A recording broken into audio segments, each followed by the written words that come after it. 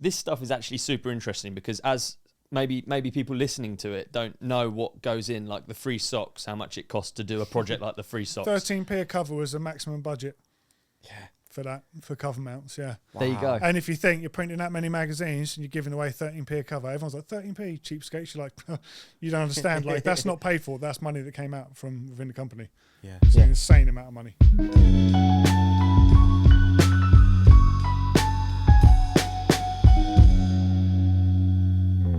On today's episode, we have a man who has lived every era of MTB media, from mags to YouTube to brand communications with Mondraker. We've got Mr. Andrew Doddy Dodd. Oh, nice. Told you it'd be better. Yeah, it's better the second time, That's dude. good. Bit of flavour to the voice at the end, you know what I mean? Yeah, it was. Yeah. I hung the note out a little bit. It was nice. Yeah. Thanks for coming on. This is well exciting. Thanks for having me. Hell yeah, there's so many things to talk about with you, I think. Yeah, I apologise about that. Could go on a bit. Well, you know what? If someone's been in the game this long, I noticed this when watching Down for Life, the DMR documentary. I found some of your like bits, that the snippets of talking to you, some of the best bits in there, and it like became apparent that you've been here. Not only you've been here this long, but you've been like as passionate as you are for this long, like about bikes, about the whole thing. It's pretty cool. I've said for many years that there's nothing else. This is everything. This is it. What you see is what you get. Plus house music. Yeah, plus house music. Yeah, pretty much. Yeah. Maybe the Negroni as well. But. I pushed your bike up the stairs and I saw the mud guard. What does it say on the mud guard? House music all life long. All life long, dude. 100%, yeah. A lifer. Well, good. A lifer. So, Absolutely. I thought I'd start. It's a bit of a weird start, but I wanted to read out something you just posted on Facebook. I think it might be a good way, a good land. What Mate, do you it's call good. it? Takeoff. It's good, yeah, I like Jumping it. off point. Yeah. Nice. All right, so this is something you posted on Facebook, I think, just the other day. And it says, quotes, 20 years in the bike trade, and I say this with a full chest. We really are our own worst enemies. The bike industry doesn't need new at the minute. It needs better. Better entry level, better leisure, commute, better accessibility for new riders from all backgrounds. All these stupid new wheel sizes, over-torque motors and bloody full suspension gravel bikes don't make more people want to ride. It actively puts people off. We're a bunch of masochistic numpties. Was this me posting someone else's post? I don't know. It does You sound wrote like my that? words. That is you, isn't it? No, it does sound like my words. Right, let's start again. Who wrote that? That sounds like Guy Kesterman. And it said would have been Andrew me Dodd. posting. Yeah, Oh, but you reposted it. I bet I reposted Oh, it. mate, I'm so sorry. No, it will be because I think exactly the same. That's why I posted it. There Okay. you go. Well, we're back in. But- We're think back. you Back in. Back in. Okay, you might have copy-pasted it. 'Cause Absolutely. It didn't, yeah, all right. Okay. God, you hung me out to dry there. It's not even me. Got to start Straight quoting under me. the bus. What? Do you believe that then or not?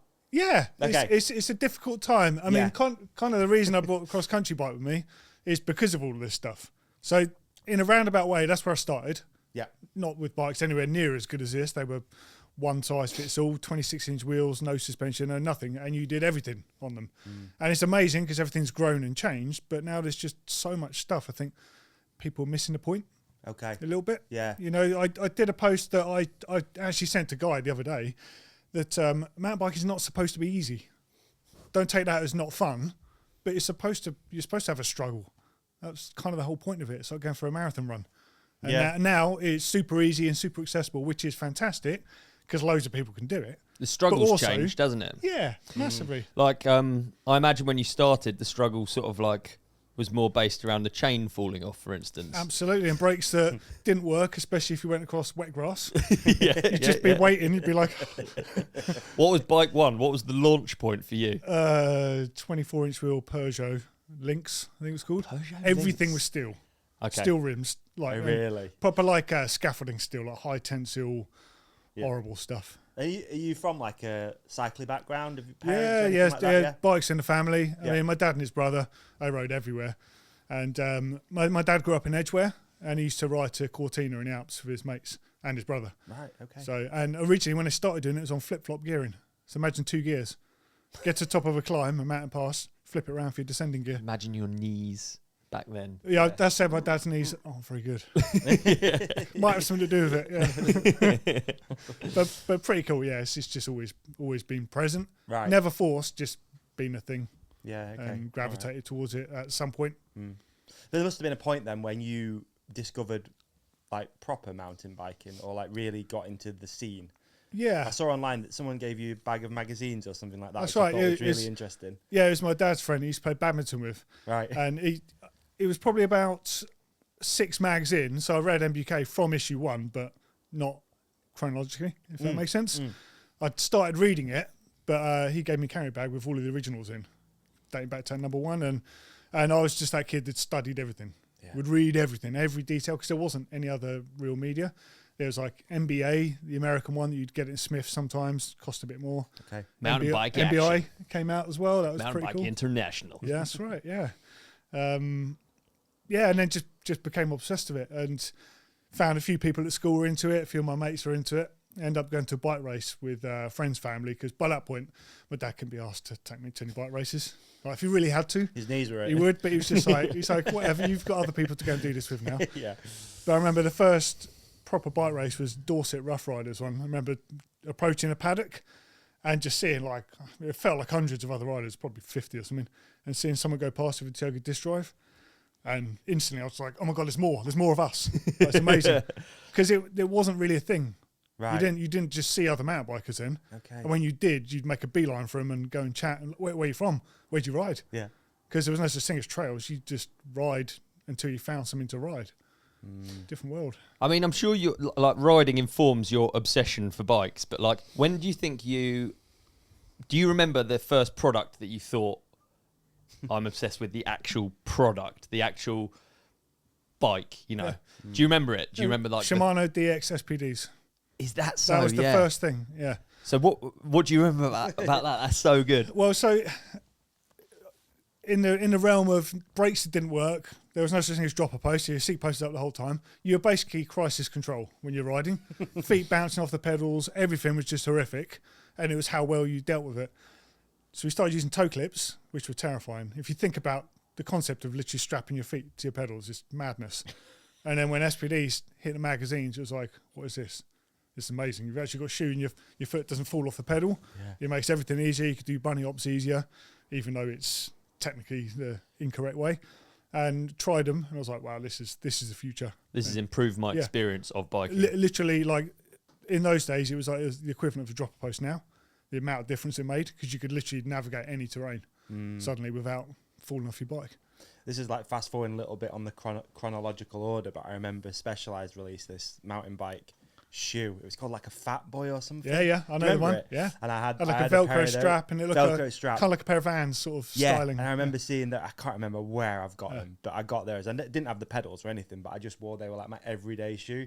They were so heavy as well, like real bad foot, whatever it's called. Like my walking, my gait, and everything was awful. Mega stiff, weren't they? The soles used to be insanely stiff. Yes, I had those at school. I thought they was the coolest thing.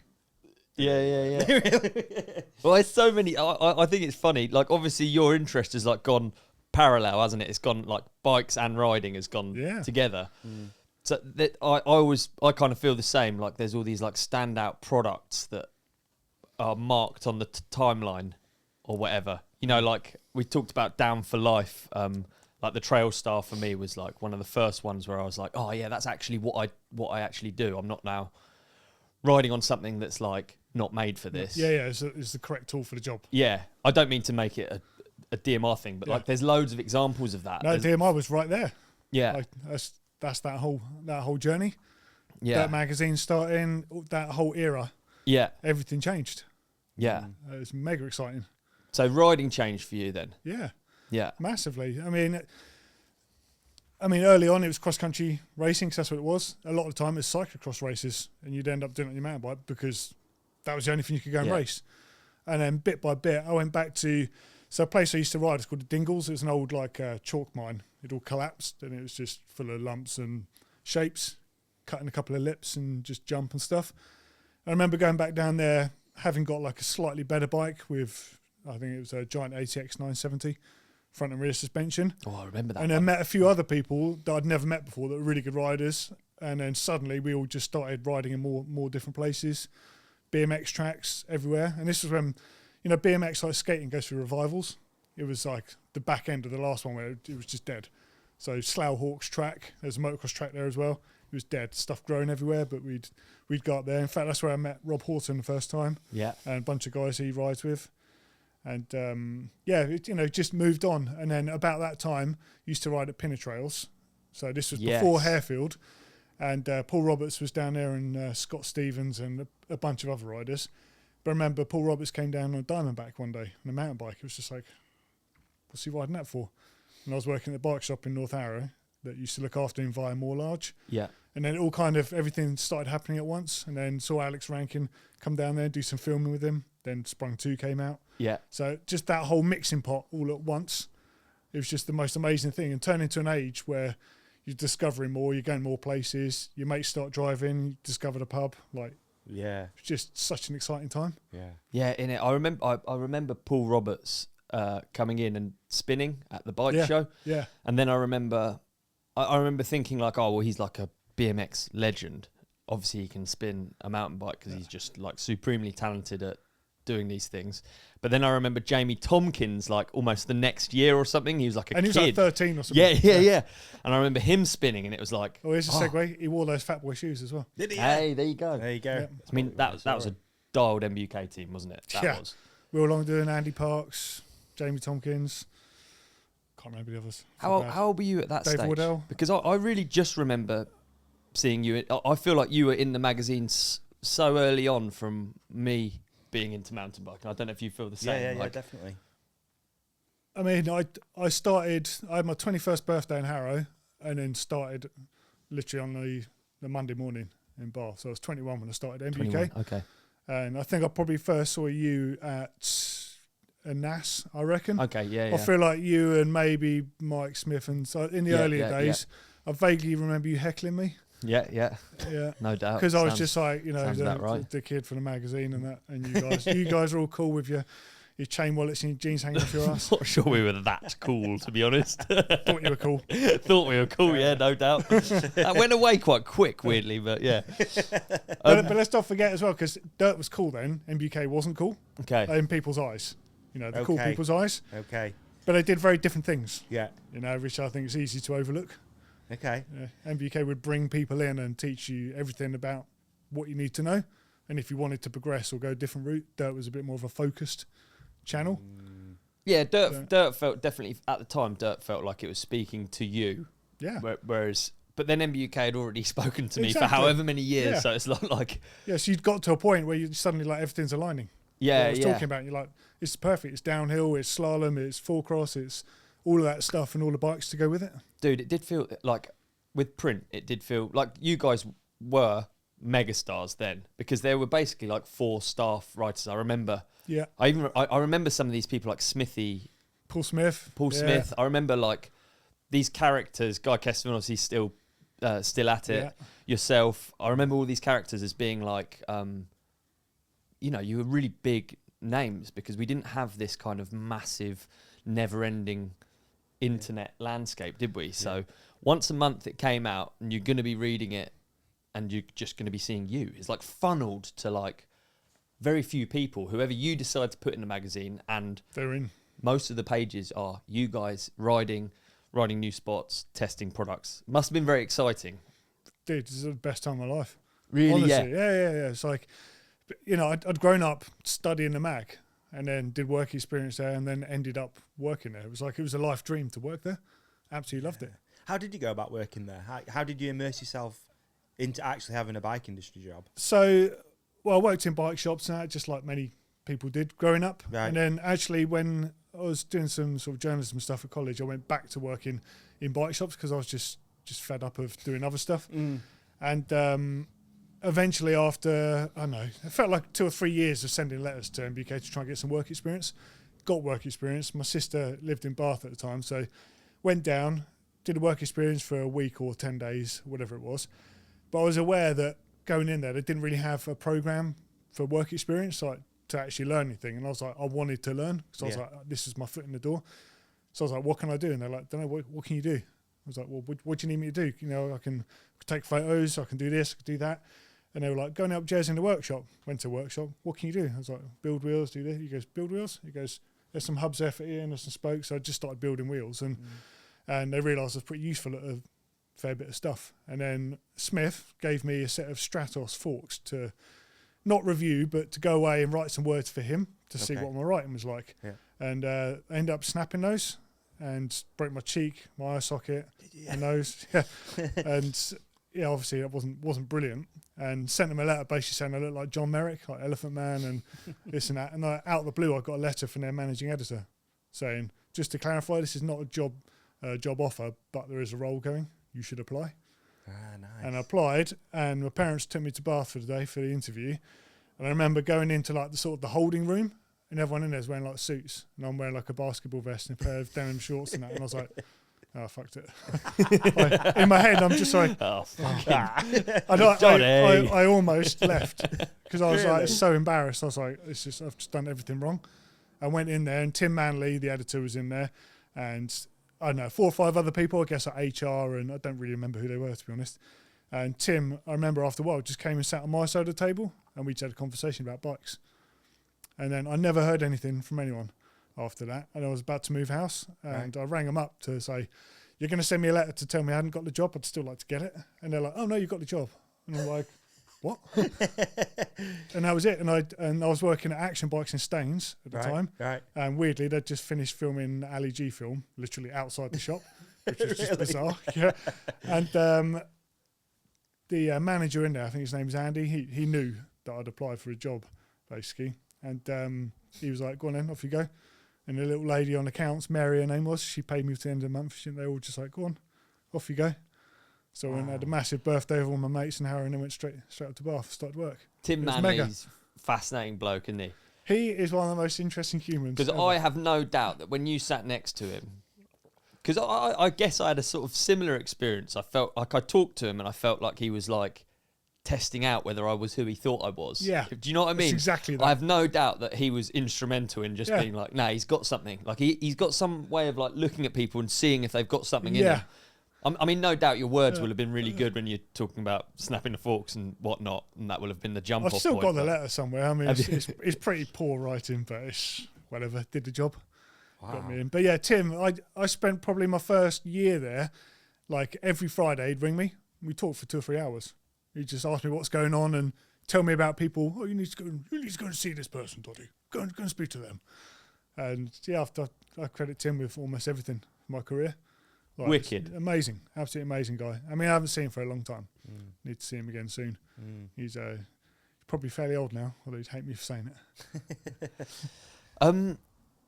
Man, so you were basically at that point just trying to do something to do with bikes. You didn't have this, because you talked about the picture of how MBUK sort of gathers people up and they got people, it was like a springboard for people to get into mountain biking. Yeah. You didn't necessarily know that you were doing that at that point. No. You were just trying to get on a bike and... I was obsessed with working for the magazine. Yeah, I always wanted to do that, but didn't necessarily have all the skills to do it. So I did 3 years of journalism, but I never went to university. I basically quit before I had the chance to do it, to basically go back to working in bike shops and race bikes. Yeah. One-track mind. That's all I wanted to do. Yeah. And it's funny because my mates at that age had started getting out of bikes and they were into like cars and pubs and clubbing and that, and I'm just like one-track mind still with the bikes. And when I started, the job I applied for was staff writer, but they actually gave me a job as editorial assistant, which was a bit of a demotion, but it was fine by me because I didn't know anything, so I had to learn everything on the fly. So I was just absorbing everything and doing everything, and you think at the time I was 21, wet behind the ears, moved to a new city for a job, and desperate to meet people and find out where the trails are and just stuff. I remember saying to people in the office, "Oh, where do people hang out after work? Do you go to the pub or something?" They're like, "Oh yeah, just get to Garrick's Head." What night? "Oh, any night." I'm like, what do you mean? They're like, "Oh, there'll be people there every night." All right. So I remember riding past, I had an S&M Homes at the time, and looking through the window, and the pub was absolutely rammed. And someone saw me and they're like, "In you come." And publishers would have a credit card behind the bar. And then suddenly the next 10 years of my life just whistled away. Wow. And it was a huge not just the drinking culture, but it was a huge entertaining culture. There was always clients around, just in that environment of talking to people and stuff. And it was just amazing. Just honestly, the best times ever. Earn zero money.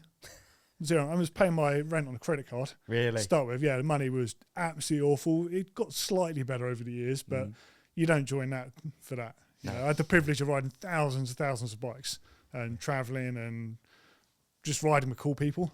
And in that period, it's impossible to actually imagine what it'd be like to have a funnel of all of the bike stuff going into one place. But it was literally there at MBUK HQ. It was if you just had unreal. 3 mags, Yeah. basically. Would you agree? In the UK, it was like MBUK, Dirt, MBR. MBI.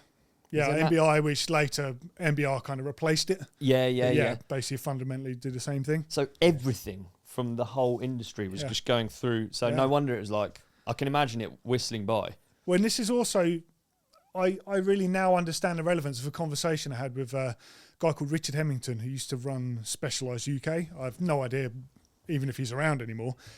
But he couldn't stand the idea of younger writers reviewing products. Because he was like, what you don't understand is that you can say something in an influential magazine and you can destroy that product. And you can say that as a flippant thing that you've said with actually no voice of reason. Yeah. So when I started Smith, he was a reviews head or tech head, and he wouldn't let me review anything. He was like, this week you're going to ride those 5 bikes and these handlebars and this and that. And I'd have to write stuff just for him. It wasn't for the mag. And this went on for ages. It felt like years, but it's probably like 6 months or something. But he would just give me missions. Go and ride this. Tell me what's different about it to that one. Ride that tyre pressure, do this, do that. And then after a while, he'd start letting me do reviews. Right. It wasn't just like a free-for-all. And I think it's made me really sensitive to the world of content creation and who offers opinions on things and how people perceive those opinions. Especially now I'm working on this side, working for a brand and having media and requests coming our way. I've always got a bit of a raised eyebrow to, really? What are you going to do with this? Like, tell me about yourself. Yeah. Yeah, I bet. Like, Yeah. All right, so should we talk about reviewing then? Yeah, I think because that's super interesting. yeah, because reviewing, I feel like you're going to have, and you've talked about who you feel like are really good reviewers, and what, I guess, inversely, what makes a bad review and how much, particularly back then, how much of an effect that can have on like a product. Yeah. So what's your like process for reviewing a bike part? I mean, it'll be the same for any bike part. Well, firstly, it's like, look what it is, what the costs, what the weight of the product, how well finished it is, just on a superficial level. Spreadsheet. Yeah, exactly. And then look on the market, where does it sit against other things? If it's like a crank, it's actually a really difficult thing to review because the amount of factors that go into building a crank versus what you feel when you ride it. A lot of cranks will just feel the same. That's a super difficult thing to do. So then you have to do it on how much does it cost, how much does it weigh, how many lengths does it come in, all that stuff. If it's suspension, it's a different thing because then you have to ride all the different settings and then look at it compared to other things on the market. And you've got to try and not offer too much in the way of opinion. That's the problem. What do you mean? Interesting. Because what I look for is going to be different to what you look for and what you want. So it's objective. So how only. is that useful if I offer an opinion? You can offer an opinion if you offer a fact to go with it. That's fine. Okay, I'm going to give an example because I feel like you've got an encyclopedia of knowledge on these things and probably remember the exact review I'm talking about. FSA Power Pro cranks were available in a number of anodized colours and for only £40 you could replace them. Yeah. They did, however, need replacing. Yeah. How did you go about reviewing that product and giving it Is this an whatever actual product? stars? I did. The FSA Power Pro cranks are like one of those products in my Yeah. timeline because it was around the time of square taper cranks and cranks that basically weren't fit for purpose. And these ones were just affordable, but they did break. Do you know what? I can't remember. Were these square? Were these ISIS? Were they Square. They were square. I mean, Okay, bad example. I thought you might remember it because it was so much of a thing that I remembered in my life. But I appreciate you've done a load of. Let's just say you review a set of cranks that snap. Yeah. But they're cheap. Yeah. How many stars out of 5? MBUK used to be 5, right? Well, it depends how it broke as well. And if it was a cross-country crank and you're out free riding or doing downhill and it breaks, then probably accurate. You can't. Then you can't really say it's bad. If you're out for a cross-country ride and they snapped, you're like, hold on a second. Yeah. Well, the process would be you speak to a reviews head or the tech head, whoever you report to, and be like, this has happened. is there a history of this? Then they would check, I guess, if it's a pre-production sample, which is a classic from bike manufacturers and product manufacturers. If something breaks, oh, that was a pre-production sample. Oh, right. Really? Was it? So that happens sometimes. And then you want to get in touch with that manufacturer as well to check those things. And if they're like, no, it's all good, you're like, all right, have this then. It sounds like a conversation I have with my dad, except at the end of it, he'd be like, yeah, but it's 40 quid. Yeah. And I've got to replace it. Well, this is the other thing, because over the years, the review rating changed. Okay. Right. So I think the best years I remember, it was out of 5 stars, and you'd have performance and value. So it could be a 5-star performance, pair of cranks cost 300 quid. It could be absolutely amazing, but get like 1 in value. And that would be acceptable. Because you're not saying they're good value, you're just saying these are amazing, but they're almost a rip-off. Yeah. And it could be the opposite way around. You get something that's absolutely cheap as chips. I feel like I've just done a disservice to the FSA Power Pro. I used it for many years, and I feel like I've actually talked smack about it. I'm really sorry, you've got to think about these cranks, haven't you? It wasn't fit for purpose, and I should have realised that early on, and got more budget and bought something that was fit for purpose, like the DMR Chieftain crank, which was really realistically... Still got a pair of those. Or the Middleburn RS7. Yeah. RS7's a nice crank. Really nice crank. Do you know what FSA stands for? Full speed ahead. Yes, you do. Catch you in a bit. Back then, how did products get assigned? So there was how many people doing reviews at that point? Was it 4 or 5? Well, in-house, probably 4 or 5. Yeah. But then there was external freelancers. Right. So you would get group tests as well. Yeah. So no one in-house would have the time to do, like, I forget how many, it might be 10 products in a group test. Let's say if it was shoes, testing 10 sets of shoes takes a long time. So Guy, keep talking about him, he's a great reference. He would always be running 2 different shoes at the same time, 2 different gloves, 2 different grips. He's like just making the most of how much time. It's efficient use of time. Yeah. I mean, it looks crazy, but it works. So yeah, the bigger group tests were always done, were outsourced. Yeah. And it would always be Guy or Russell Burton or Seb Rogers or someone like that. In-house, it was very much, you would get products that would suit what you do. So at the time, I was probably riding jump bikes and other stuff, so I'd get that stuff. Whereas someone riding cross-country would get that stuff. It's just got to be, I mean, it was given to you. That wasn't my responsibility. I was just given what was the right thing. Yeah.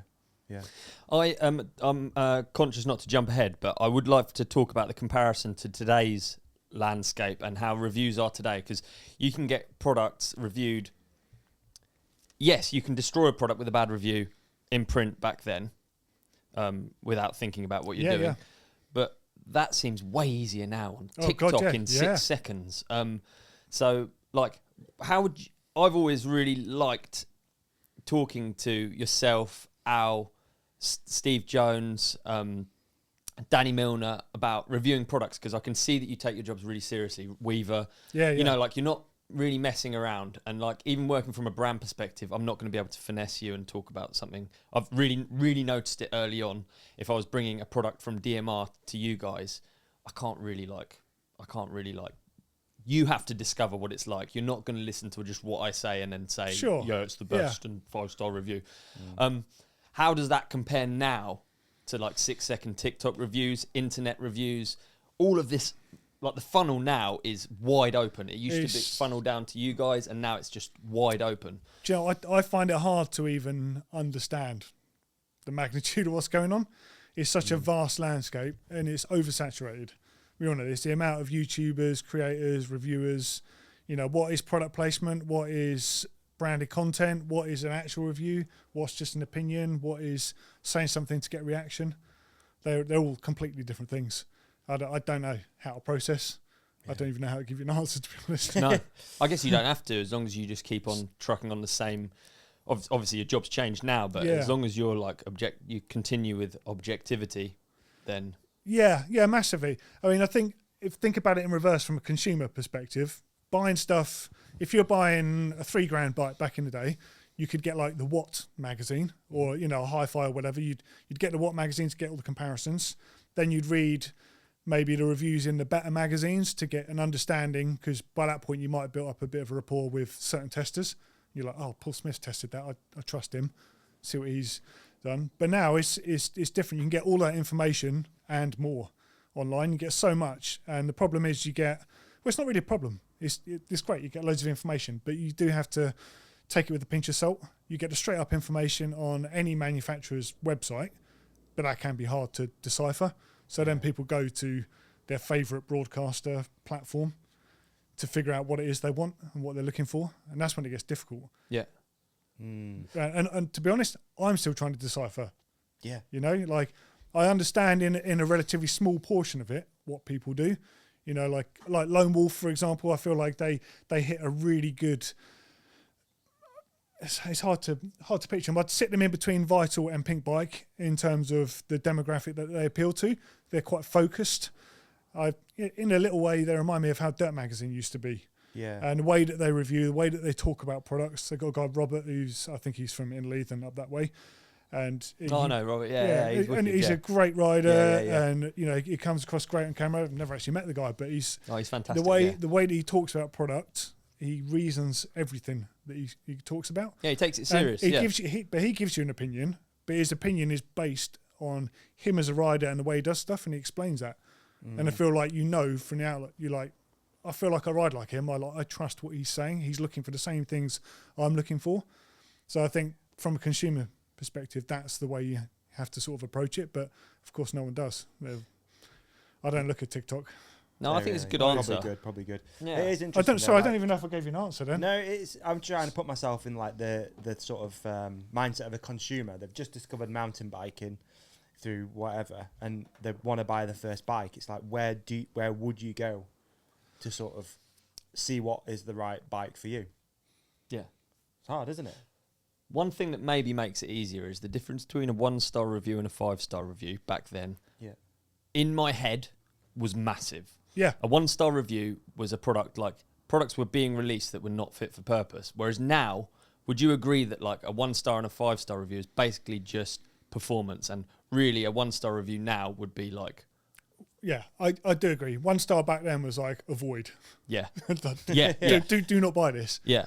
Whereas now I think everything is really become a lot better and more fit for purpose, right? Yeah, but also, even in a magazine sense, we used to sort of avoid putting things in that were ones, and there wasn't any sort of conspiracy. It was just like people don't want to read about something that's crap because you can just see the review and be like, right, I don't need to buy stinks, that. So doesn't it? That's a waste of space. Yeah. So we were like, well, we're better off giving some space. It's like a 3, 4 or 5, something that's actually a useful product, whatever that price is. Yeah. Rather than like dead space. Yeah. And I think that's probably, other than the sort of the cancel culture, the same thing is happening with product.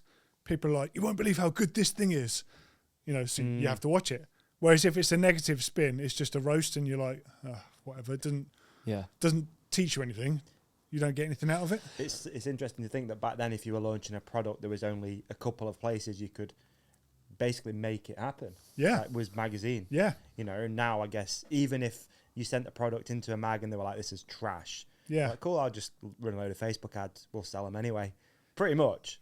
Put a good marketing spin on it. Absolutely. A friendly face. And you can pretty much do that. So it's, I guess the bar for something being good was way higher back then as well, which obviously probably pushed product development way quicker. Yeah. I mean, like even the way that products were launched was quite a lot different back then. So as you were just saying, that there was less sort of outlets for companies to spend the money to market the product. Yeah. So they would spend that marketing budget on doing like a really big press experience. So if it was Marzocchi suspension, a lot of the time it would be a Whistler. So you'd get basically a week holiday to ride 1 or 2 products on a number of different bikes that were supplied. So as a journalist, it was amazing. You'd go over there and just ride bikes all day and do the presentations and stuff. Hard to hate on it. It's got to add an extra star. Did it? Well, this is the thing. So true. I was just thinking the same. This is the thing. Yeah. I don't think it ever affected anything I ever wrote, but there would definitely be elements of trips that was so good. People feel, I might feel a bit bad writing something bad about this. And you're like, you're still just there to look up products. Yeah. You've got to be. Yeah. But that world has changed. You wouldn't get invited back. It's like if you go that way, and you're like, these things are trash, bro. Like, yeah. I mean, the bigger manufacturers, they would keep inviting you back because they knew you just had to be on their radar. Yeah. Good or bad, it's press. Press is important. But yeah, things have definitely changed. Yeah. I mean, even the categories of mountain biking have changed so much. So like, back then, you did have like different bikes that you were reviewing for purpose, but now you've got a cross-country bike, a down-country bike, a mid-travel, a long-travel enduro bike. You've got a downhill bike. You've got a park bike. Yeah, is there too many? I was going to ask you actually, what in your head? Just turn off your brain for a second. Mountain biking. What bike is it that you picture? The silhouette. Is it really? Yeah. Just a bike I can ride all day. Yeah. What's that thing? Talk us through the That's travel. a cross-country bike, 120, 110. Yeah. So all right, it might be a little low on travel for a lot of people. I come from a world with no travel. You're a distinguished gentleman. And I've moved all the way through. I don't know about that. I spend most of the time at work on long travel, full power e-bikes these days because of just the rate of development. Yeah. But I will never get away from that thing. Yeah. So regardless of the actual vessel that I'm riding, it's about feeling connected with the trail. It's about feeling a bit of punishment in my legs, open up the lungs, the feeling of being out doing it. Like that is the number one thing about mountain biking. And I can't get that on all bikes. You can get it on a gravel bike, arguably. It's not really a mountain bike. You can get it on a regular pedal bike. E-bikes, no. Are e-bikes more fun? Probably, in a different way. Yeah. So I don't know. There is just too many variations, but I don't know how do you sell it? How do you sell a bike these days? Yeah. I'm not. This is me speaking as a person, not as working for a brand. It's actually crazy. If you think that you can have a 120, 110 bike, there's also a 120 bike, a 130 bike, 150 bike, 160 bikes. They're all pretty close. Do you need all those bikes? Yeah. Yeah, I guess you've got to be able to just take a step back and... Well, that's it, isn't it? You've got to take a step back and think about where you ride. Yeah. But then it also kind of who ties you ride with is actually, I think... Who you ride with and how you view yourself.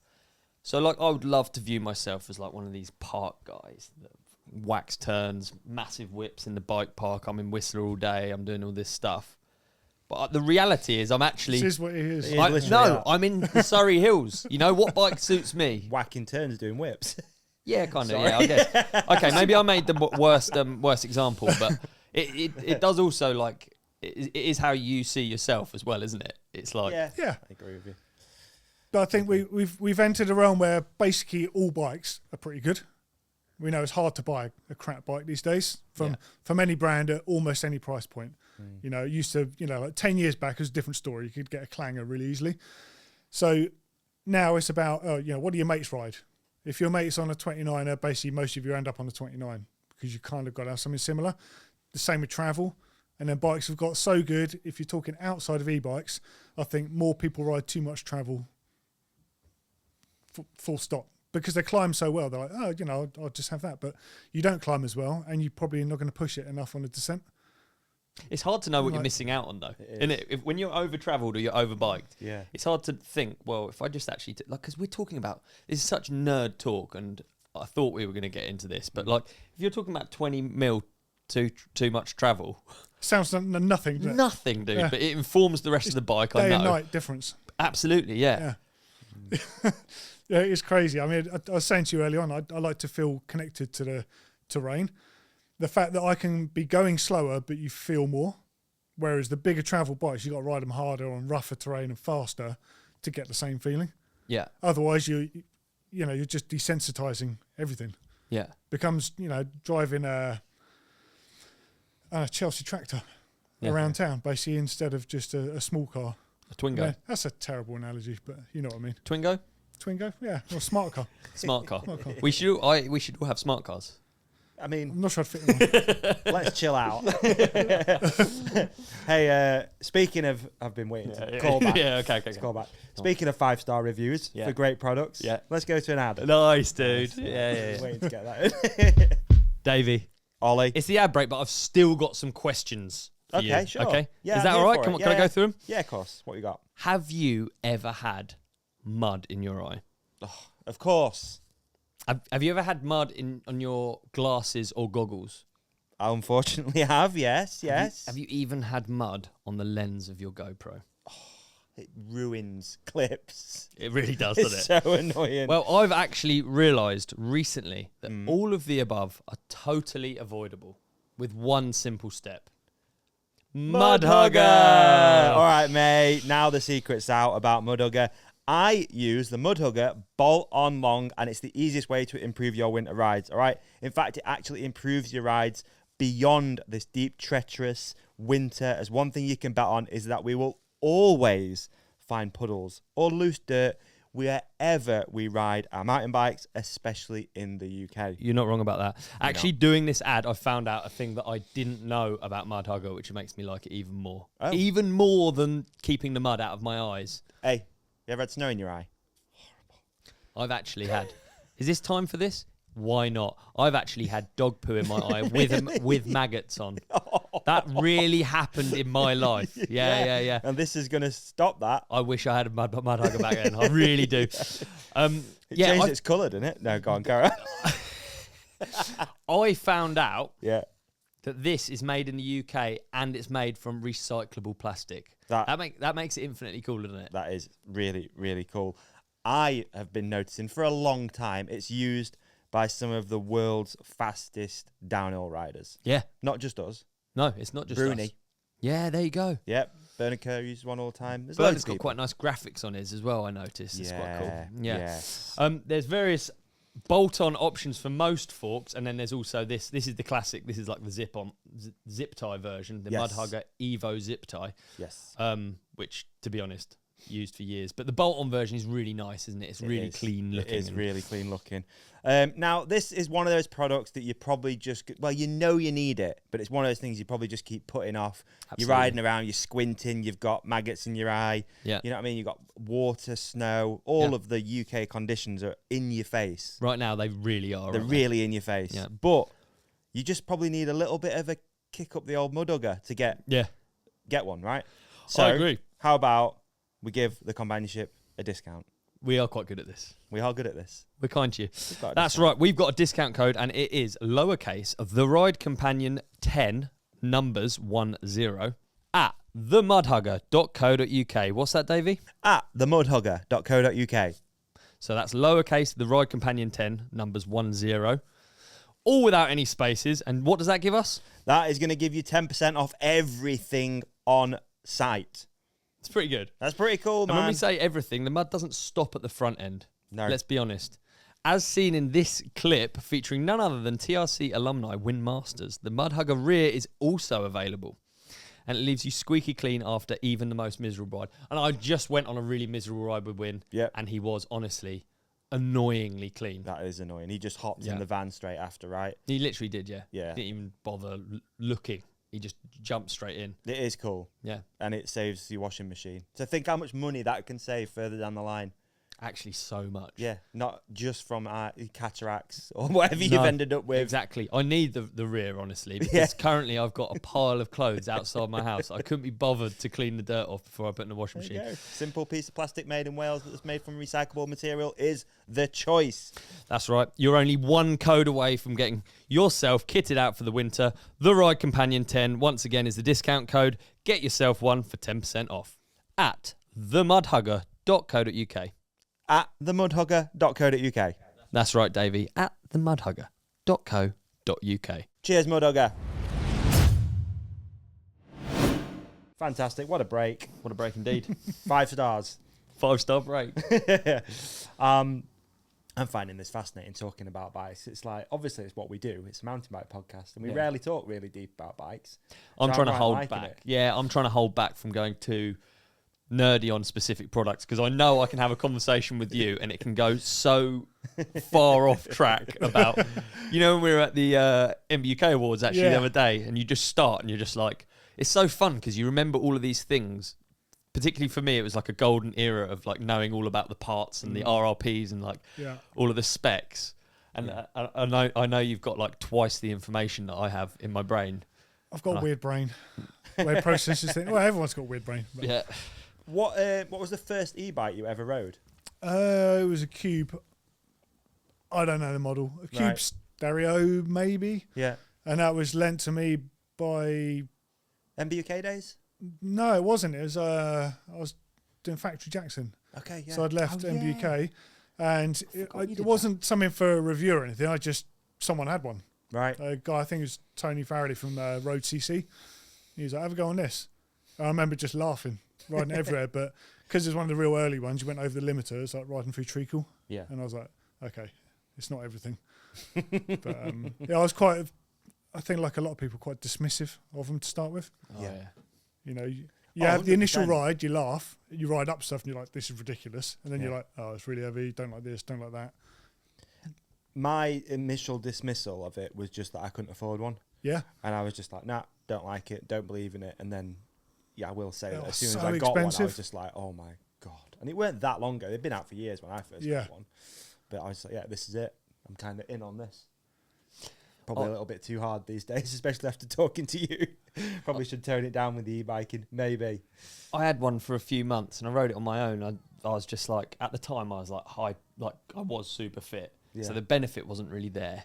And I was just riding on my own and I was like, I almost didn't get it. And then my friend got one and it was like, God, we actually, yeah, it really was. Because especially in the depth of winter, it was like, we're going out twice as much now. Yeah. Genuinely. They 100%, not a lie, they have saved me like for winter. So I've worked more or less on my own at home, kitchen table style working since, I don't know, like a while. Basically since I left MBUK, you know, I was doing the stuff with GMBN and coming back and forth and stuff, but working from home in those, 8-9 weeks of pure rain, it's the only way I can get like a ride in during the week, like time-wise. A ride of like value winter as riding well. just takes so much time. Yeah. You can go and smash out like 10, 15 miles in an hour and 20, come back, quick jet wash, back at work. It's a revelation. Yeah. And if you've already done 20 years of riding through puddles, you know what it's like to ride through a puddle, don't you? You need just sometimes you need a little motivation. Yeah. Oh, but someone will always tell you shouldn't need that.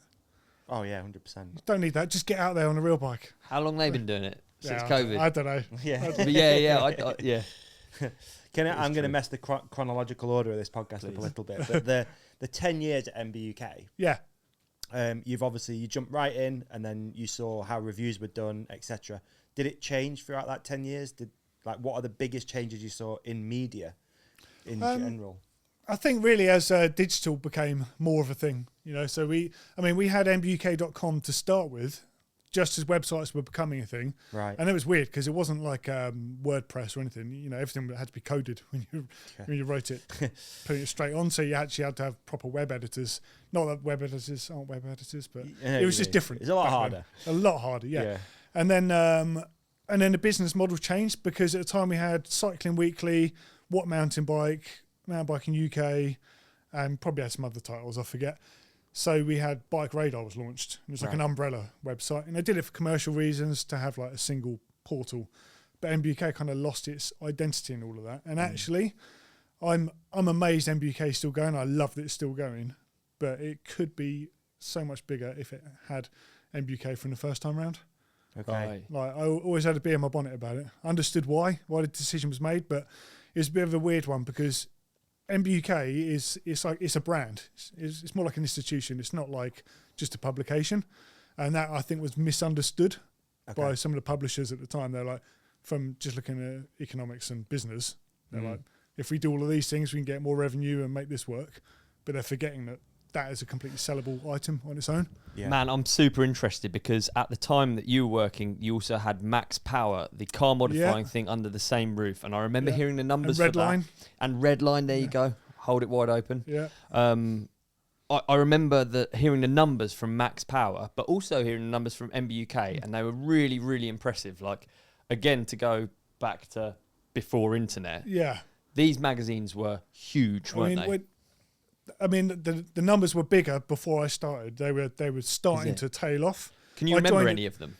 It was probably 60 or 70,000 when just before I started, and it was coming down. But like that's massive. That's a lot of magazines in a specialist sector. In a niche. It wasn't mountain biking wasn't like it is today. Yeah. You know, there was just like not as many people doing it. To sell that every month, 13 issues a year, like it's massive. Yeah. So. And then to sort of work out how it works, that was basically 1,600 quid to £2,000 per page, full page advert. Yeah. Something approximately, like that, yeah. Something like that. Yeah. So that was the thing that kept the magazine afloat, right? So you Pretty have much. Yeah. how many pages was it? It was 100 and Oh no, it was more like 250 or something. Was it 250? It was now it's really slimline. Everything's changed, but again, that was a portal for everyone to spend their money. Yeah. So yeah, it was I think massive. this stuff is actually super interesting because as maybe people listening to it don't know what goes in, like the free socks, how much it costs to do a project like the free socks. 13p a cover was the maximum budget. Yeah. For cover mounts, yeah. Wow. There you go. And if you think you're printing that many magazines and you're giving away 13p a cover, everyone's like, 13p, cheapskates. You're like, you don't understand. Like, that's not paid for. That's money that came out from within the company.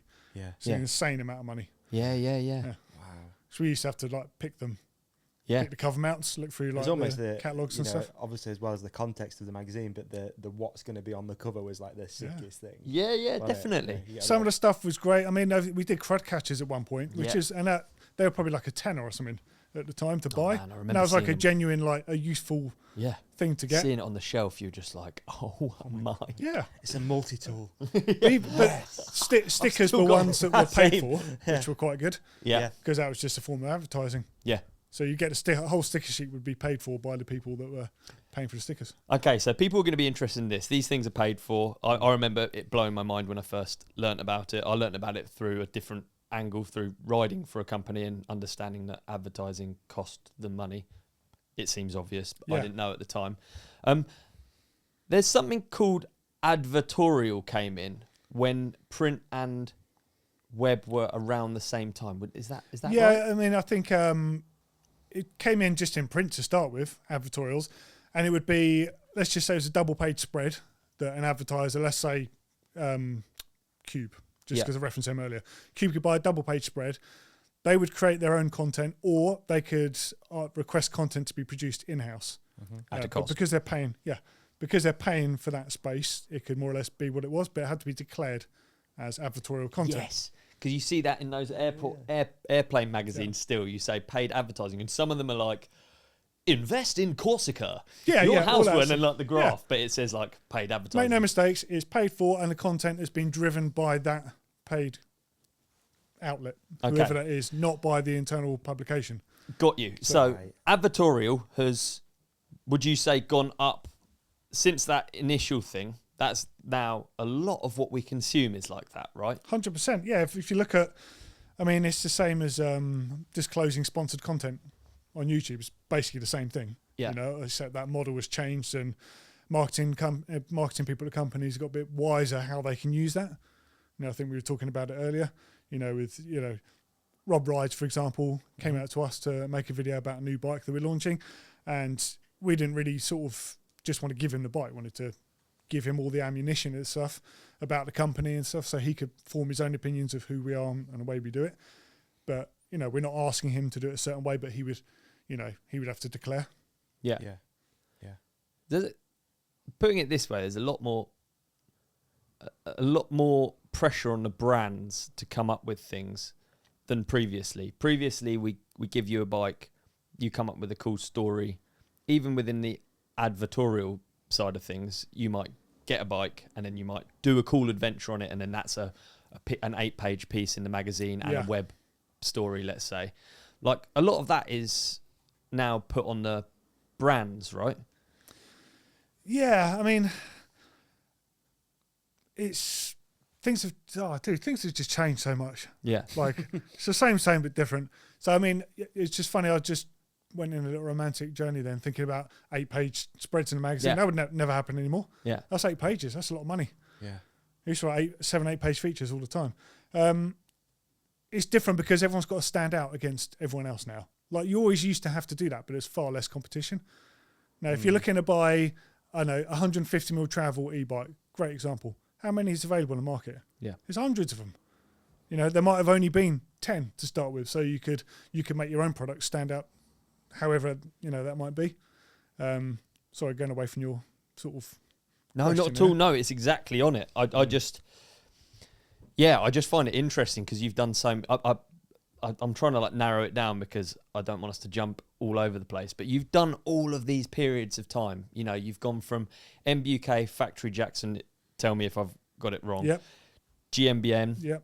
And now you're with Mondraker. Yeah. Like, that is a complete. isn't it? That is like every single aspect of it over done these print, years. done digital. Did that TV show for one series as yeah. well. Okay, yeah. So I'm trying to think of ways I can ask you the right questions because you really know all of it. It's like, but then also it kind of highlights how difficult it is because narrowing it down is so hard because so much has changed. Yeah, very true. Is this Very a statement true. or a question? You decide. It was simple. It was print magazines, and then websites came in, then video came in. I mean, this sounds bad, but I remember like the first YouTube videos and the whole Charlie bit me and all that stuff. Yeah. Like right at the very beginning, before YouTube was even a thing. And I remember realizing like soon, we're like, wow, this is going to be the next thing. And then suddenly now we can't survive without it. Were you one of those? Yeah. Yeah. I mean, the first person I Dave. followed was Colin Firth, who, Really? in my opinion, is the best YouTuber on earth. Yeah, there He's go. amazing. Yeah. Can't be beaten. Yeah, You see the one he's just made on a hoverboard? No. I've seen this. It's made the Back to the Future hoverboard. He's so cool. I always want to see a Lambo in the background or just like a gold tooth or something. I want to see some proof of the amount of money. He's got a DeLorean. But you know what I mean? I want him to. He seems sucker free. The guy is like Yeah. untouchable. I want him to just like Louis V handbag or just something. If you were to kind of look down on the career so far, which bit of it is the most fun? And why? Different bits for different reasons. Like the early days on MBUK, because young, impressionable, Yeah. suddenly in a world that I never thought I would be in. And at that time, I think working on a magazine, it was the closest you get to the stars. So MBUK used to big up all the riders to be stars. So it worked in a similar way to like chat show hosts on TV. They were like the nearest you would get to meeting Robert De Niro or whoever it will be. So just being dumped into that world was amazing. I mean, 2 weeks in, Tim rang me up and goes, "What are you doing for the next 2 weeks?" Well, I work for you, so what do you think I'm doing? He's like, pack a bag, Steve Gill's going to come and pick you up. I'm like, fuck. Gilly's Wow. come pick So me up. And then he comes to pick me up. Then we pick up Martin Ashton and Martin Horse, and then drove to Henley and picked up Warner. So immediately I'm just That's like... ridiculous, isn't it? And then we drove Dream 17 team. hours to Pete Tompkins' place in the Alps, and basically Martin Ashton and Martin Horse just tore into me. And I've never laughed but been so uncomfortable for so long in my life. And that was just us bonded then. It was amazing. And then so I've gone from that was amazing, and then the GMBN thing was unreal because it was right place, right time, right skill set. Yeah. Just everything kind of aligned. It was totally accidental. It wasn't like a job that I applied for. Right. So one of my friends used to work for Redline magazine. I go for beers with him most weeks, and he was working he still works at Shift, which is the media agency with the same owner. And I was just meeting him for a beer after work, and Simon Weir, who's the owner of the company, comes down. He's like, "Oh, you here to meet Tim?" I'm like, "Yeah, just going out for a beer." He goes, "Oh, he's going to be a little while. Do you want to come and have a little tour?" So I just moved into an office that weirdly was an old Future Publishing office. So I knew it from the Future days. And when I had the tour, I was like, "Whoa, polished concrete glass. Every floor had like a main bold colour and stuff." And you're like, it's like proper agency stuff. And we were just chatting about stuff. And this was before GMBN Tech, before EMBN. And he was just like, "Yeah, so these are the next plans, blah, blah, blah, and then this is what you're going to do." And I'm just like, "So what?" And that's more or less how the job went. I went in to meet a friend for a beer, was told that he was going to start a new channel, and he wanted me to do it, and it was great. And then started, and it just was off the charts. I just felt like I belonged doing it. So I've got a strange ability, which I now know is fairly autistic, to just process information in a strange way. I couldn't tell you someone's name I met like an hour ago, but I could tell you like product numbers from Shimano bottom brackets, UN72s from like 1996. Right. It's just making the videos, scripting with my background of writing. It was just easy. Right. Loved it. Absolutely loved it. And then... and I guess it was in a really exciting period as well because Massively. it was a YouTube boom. Yeah, so it was like massively. And home at the runs. time, there were hard times as well, but one of the coolest things about the whole model of what GMBN did to start with, obviously came from GCN, was putting a video up every day. And they did that because no one else could do it. Obviously, everyone could do that sort of thing now.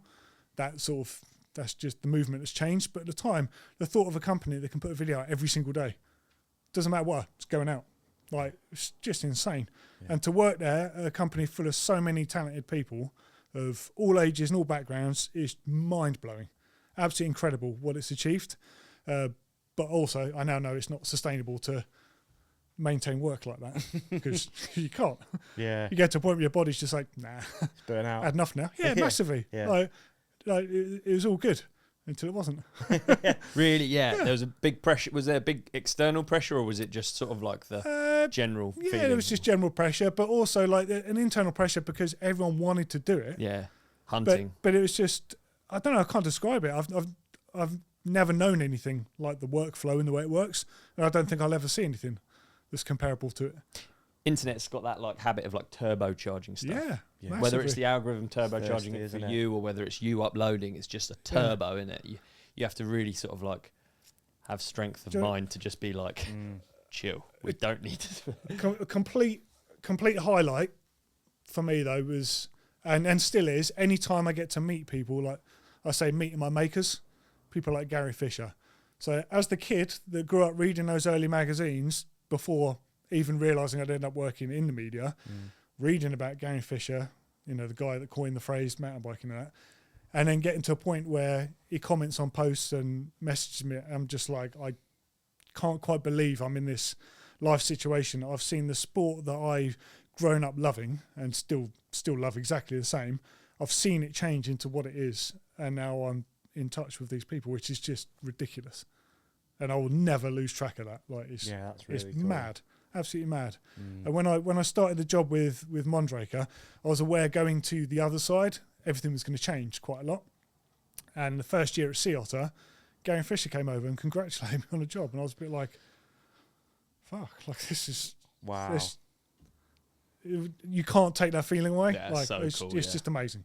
It's amazing. So there's been loads of great things for different reasons over the years. Yeah. Again, Factory Jackson was really good. I was going to ask you about that. So what was the Factory Jackson like? What was it? So you left MBUK. Yeah. So I'd done 13 and a half years at MBUK. Had the last year was the best year, ironically. I had did like a really long road trip with Steve Bear, who's just amazing to hang out with. We did all the whole California thing. Went to see Hans Ray. You know, went to Hans's house, for God's sake. You know, rooting around his garage. There was an earthquake while we were there. Like, it couldn't be more California. You know, then went to Lopes' house around the corner, and I swear that when I rang the doorbell, you could see like someone through the glass shuffling around. I swear, like he was clothed and took his top off to answer the door. Like, I swear, by Lopes, yeah. And that was really cool. And then went to see Jeff Stieber and Intense, and Jeff made me a custom bike with geometry.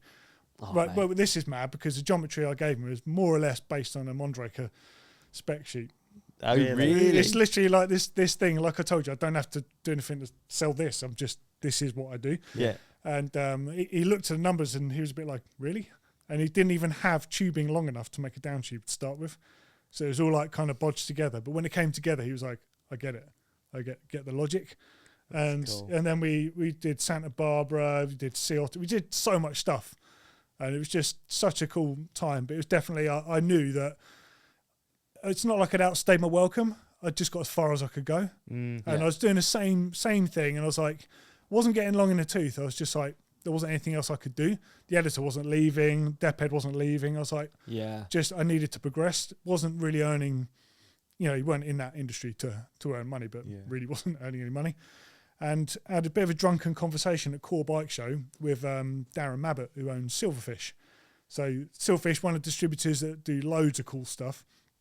And I found out that he'd bought a website called Factory Jackson from a guy called Ollie who started it. And he just sat on it for, I don't know, let's just say a couple of years, just dormant.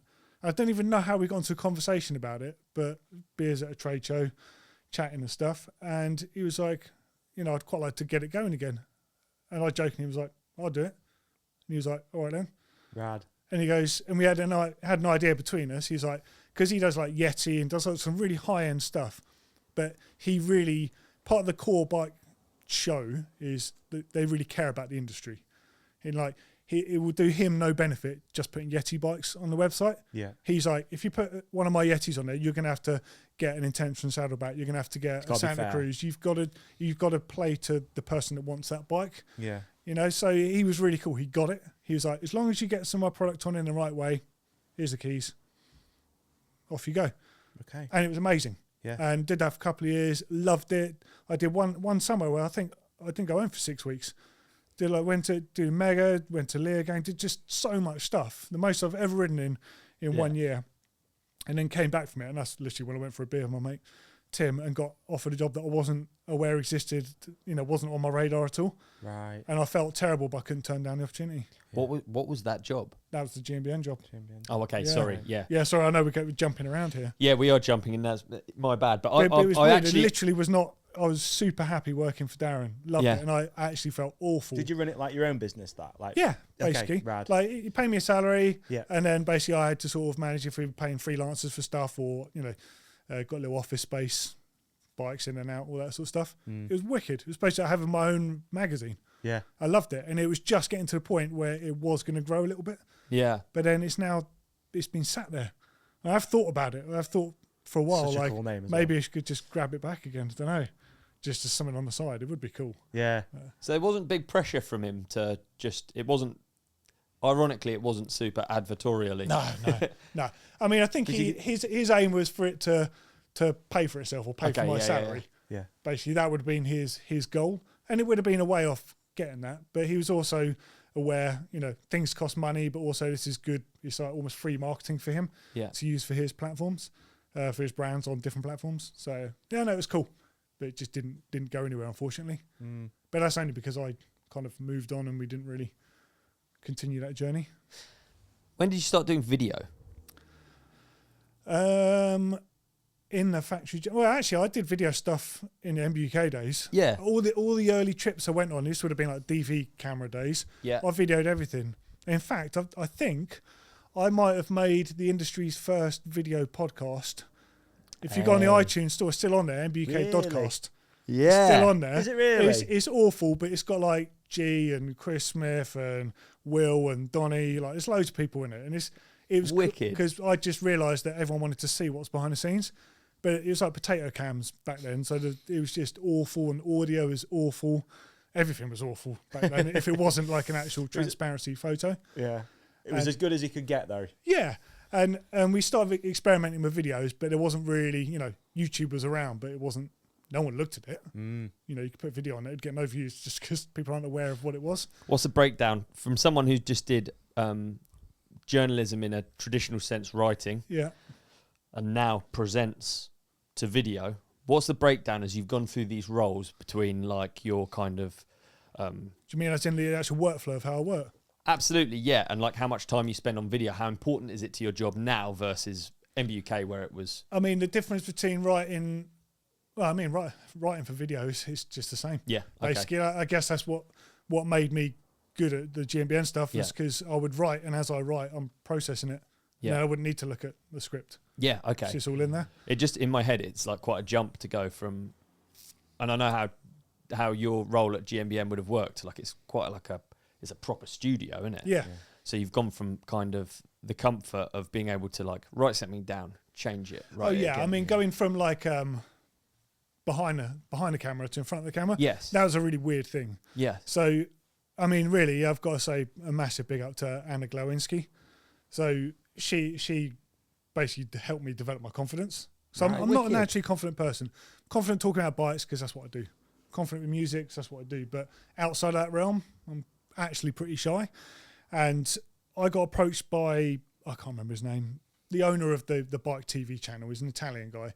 And he was like, we're starting a UK channel. We're on a mountain bike show. I want you to do it. And I was like, all right. I've got a job though. So I was working in Factory Jackson at the time. And I rang Darren and I was like, look, there's an opportunity to do something. And he's like, as long as you get a logo on your T-shirt, get some of the products in there, he goes, go for it. And I was like, all right, well, amazing. So it worked really well because I could go on these shoots that were being paid for by Bike Channel, shoot Factory Jackson stuff in different places. So actually it was better for Factory Jackson and it was better for, like, everything just kind of accidentally worked. Oh yeah. And Anna was a great presenter and she, she does a lot of public talking and I think she's a radio presenter, maybe, or something like that now. In Spain, I think. Right? Yeah, that's right. Yeah, near Malaga. And she helped me. I mean, I could do it. I could remember lines. I could do that stuff. I just wasn't that confident. And then did that show with her. And then after that, it kind of just fell into place. Clicked, yeah. And then to start with doing GMBN, I knew that when I started, I'd be launching the tech channel. But to start with, I was just like the extra person on GMBN. Yeah. That's not where I belonged. You know, there's Blake there and Martin, and you sort of can't compete with that. It's just not who I am. Ask me about bikes, no problem. I can talk, but you can't compete with the egos and all the stuff. So it was a weird time, you know, having to do bunny hop competitions with Blake and stuff like that. And it's, even though I did nearly beat him a few times, I think he was pretty surprised at just knowing that what was coming. Right. And then when we launched, the first thing I did was a news show. And literally I had the revelation the second I started presenting it, doing the news, talking about product. I was like, I thought this is easy. Yeah, nice. Dude. And they were like, nice. You've just done like a 27-minute show on your own. And I was like, it was easy. Off the top of the dome. Basically, yeah. And I was like, what's the fuss about this? I could do this all day long. And literally something clicked. And it was like, I just spoke to the camera like I was speaking to you about bikes.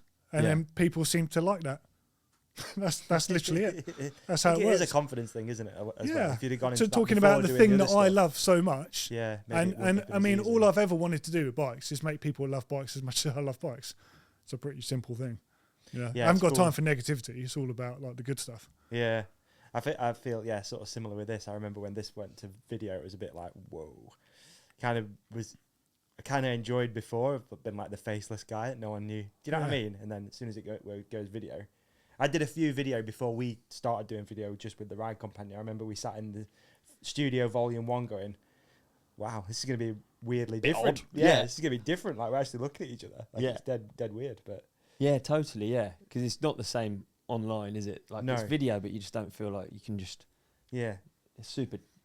Well, I find this super chill now. Yeah, I do now, I'm completely originally with you. It was like pretty different, wasn't it? I think it's some sort of like ego death for me being on camera. Like I think before being on camera, I thought I was cool, and then once I gave up on the idea of being cool, because you get in front of camera, you're like, feel all naked, all silly. No one is cool, mate. No. we ride bikes. I'm with you. Yeah, but I think I genuinely think that was a thing. Like I thought I was cool, and then I'd get on a camera and I'd be like, feel really silly.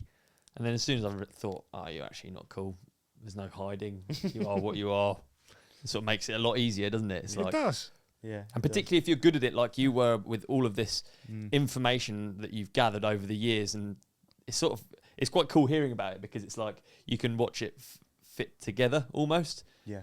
Like I can see how that GMBN role will have just been like, you know in Matrix where he's like, I know Kung Fu. Oh my God. I was literally thinking about Matrix earlier, that exact thing. Yeah, so like when we started doing branded content for stuff, this GMBN, this was a really interesting thing. So I don't know how it still works, or how it works today, but back then the presenters would have a say. So if just say X company comes in and say, hey, we want you to make a video. If it was me making a video, I'd have the right to say, no, I don't think that's the right product for who watches the channel. Don't want to do it. Right, it was really cool. Yeah. But also, I used to pitch ideas for stuff. Like, one of my favourite ones was a RockShox video. Mm-hmm. I love RockShox. I love RockShox as a brand, everything about it. And I was going to make the video anyway. And they were like, well, we'll support you. I mean, ironically, they actually didn't, because all the stuff I asked them for, like, hey, I need your back catalogue, I need this, need that. They were like, we don't know where that is. I was like, don't worry, I'll find it. Don't worry, I've got it in here. Yeah. But it's literally that, right? So, like, I pretty much wrote the script off the cuff, and I was like, hold on, was that 97 or was that 90? Hold on a second. And then go down a rabbit hole. Literally go down a rabbit hole and then find all this other stuff out, and literally my brain's processing like crazy speed. You can feel it whirring and just absorbing all this new stuff. And if there was anything I never knew on the channel, I'd make myself an expert in it. And then by the time someone asked me about it, I'd be like, I can tell you everything about that. I know about Kraton rubber. Yeah, literally everything. And I loved it. You know, little things like people like, Cane Creek have just brought out a suspension fork. Never heard of Cane Creek before. I'm like, what are you talking about? It used to be Diacomp. Diacomp made the first RockShox fork. You know, and the first RockShox address was Cane Creek Avenue. It's like, Oh my God, it's like, that is how sick. do you people not know? Keep doing and this. then I'm How like, can we make him do more of these? I'm like, oh yeah, it's because I'm that person. I get it. But no, honestly, I just love the quest for knowledge. Yeah. It's a bit of a joke with me and my wife that if we're watching a random program, there's something I don't know, I'm like, straight on the phone, I'm like, I now know everything. It's like permanently, it's just. What do you go to now? Are you Googler or are you AI just Google. No, I try and avoid AI. You're in the Well, phase also, where you try and avoid it. I've got to be in my bonnet. I've got to be in my bonnet about AI. Go on. Because I've written so many scripts. I mean, I don't even know how many videos I made at GMBN, but it's up to 1,000 odd videos or something. And when Martin started using AI for finding things out on that, I was like, hold on a second, that information that's being scraped, that's literally stuff that I've written. Oh, wow, yeah. Because like this was earlier on. Oh, Obviously, yeah, it's way more advanced now. But I just started getting really protective and annoyed. I mean, yeah, I do use it for certain things, but That's mostly I've got a way that I like It's to only research pulling things. from that at the end of the day, right? It's Yeah. Yeah, and it's stuff. Yeah, wow. There you go. It's pulling from articles. You can't get away from it. You know? Yeah. It's how So it is. basically what you're saying here is you've trained AI. Yeah.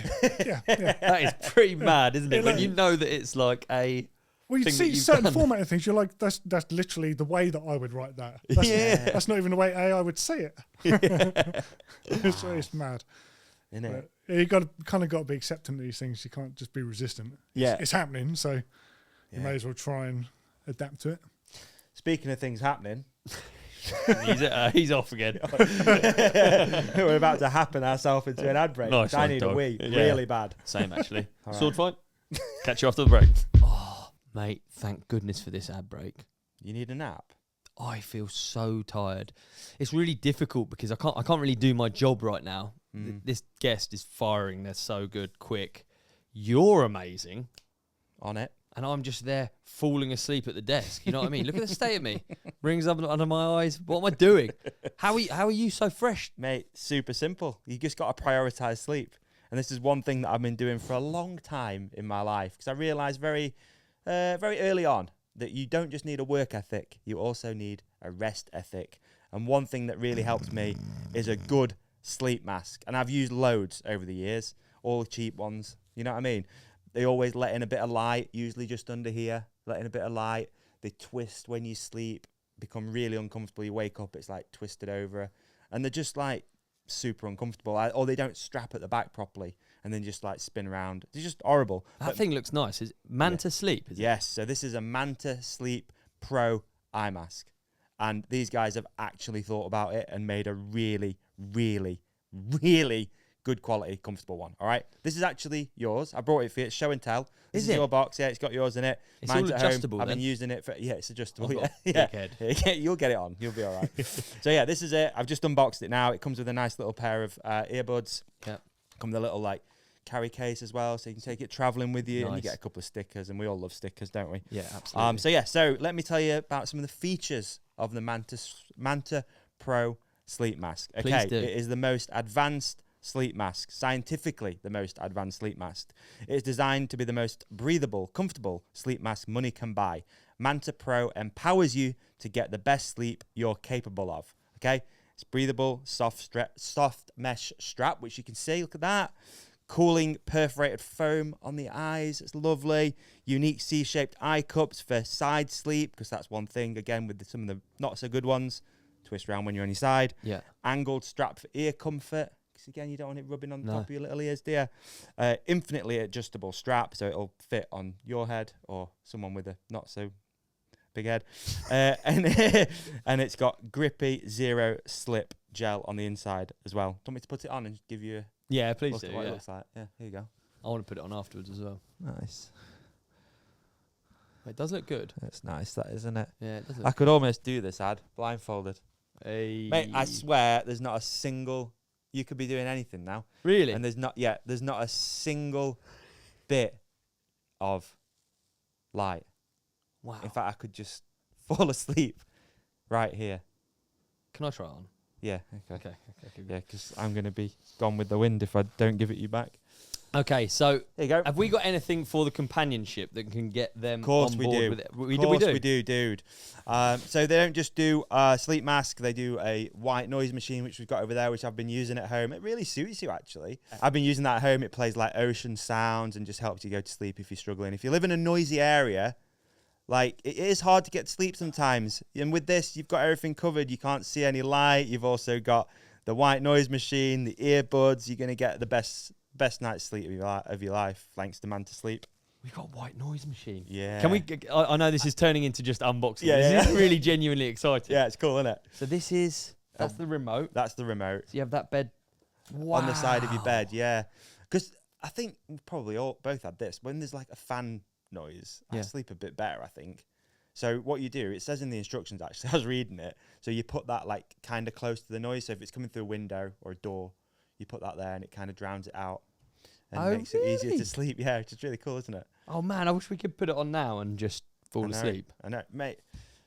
But let's be real. Good sleep means better days. Yeah. Means more riding, which more time to do cool stuff. So, yeah, I'm a massive fan of prioritising sleep, prioritising rest. And, having Manta Sleep on board with us for a little while is super sick. I couldn't be more stoked for this one, to be honest with you. Yeah. This is a bit of me and a bit of you now, hopefully. Absolutely. Yeah, 100%. Anyway, going back to what we've got for companionship, head to mantasleep.uk. Have a little look around. Look at all the different sleep masks. They've got all sorts of different ones. Pro, Silk, Original. They've got one which plays sound, which is absolutely amazing. They've got a cooling one. They've got loads, dude. They've got add-ons as well. So you've got a sleep journal, earplugs, nose vents, blackout stickers. Oh my goodness. This is the one-stop shop, really, for all of your sleep needs.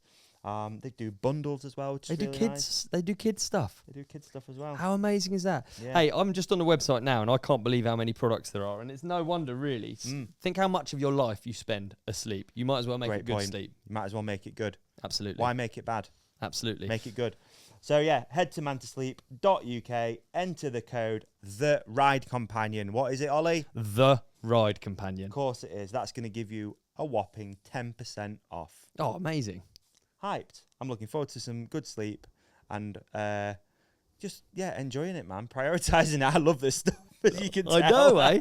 I actually can't wait for tonight. Rock and roll. Bed at 9.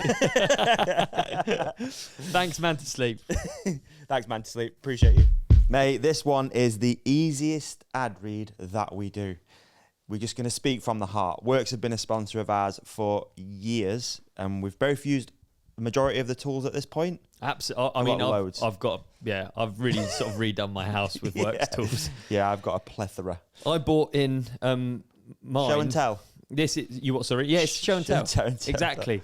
So this is my Hydra shot, and I bought it in because I wanted to show and tell and talk about the things that I really love about it. Please, is that okay? I'd love for you to do that, please. So basically, one of the key things beyond the actual function of this, which we'll get into in a second, it's the fact that it's part of the power share system.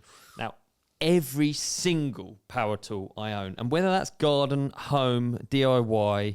My chainsaw trail building. I've got 2 chainsaws. Ooh. I need to actually keep my voice down, otherwise WORX will hear and I'll stop sending me anything. I'm spoiled. Yeah. But this power share, this goes in everything I own. So I can't tell you how easy that makes life. Yeah, I've 100%. Always got something charged up. I'm not the most dialed with like having a set up charging area. So it's always good to know that you've always got batteries. Yep. True. Pop it in here in a waterproof case. Nice. There it is. And you're off to the races. Now, this I use attached to my hose. Yep. But previously, I've used it with the hose connection that goes into a water source. So you can do it from a bucket or a river. So you can have it in the back of your van. Yeah. To clean your bike. Yeah. Super handy. Portable, of course. Like I've done that before. I've finished a ride. I've been parked near a water source, whether it's a puddle or even actually taking water in Portaloo. a 25-litre drum. I saw Davey once gave it the blue wash down. I dipped it into my bucket that I'd taken. Yeah. Washed the bike in the back of the van. Dry when you get home. Sometimes I even use my WORX leaf blower No, you don't. to dry a I don't have a bike. leaf It's blower. gangster. I best get on It's the emails. so I'm going to cool. get a leaf blower on the go. But yeah, love this brand. Love the tools. Super easy. I mean, the Hydra Shot's become a MTB must, hasn't it? I mean, it really has. If you don't It's own become, one, you may as well not have bike. Yeah, your bike's really going to end up landfill. Yeah, basically. yeah. This is actually the nitro version as well. So this is more powerful. Some extra beans. Some extra beans. It's got this like adjustable head, so you can adjust like the spray. Like any, I mean, we don't need to tell you what a pressure washer does. This does what a pressure washer does, but I can't tell you how good it is and how easy it's made my life. And I've been using it for so long. This is literally the easiest advert to do. It's so good. Before I had a hose fitting on my house. Yep. I used to live in a flat. Yep. I used to wheel the bikes into the flat. It was so annoying having muddy bikes. It just meant I had a muddy house.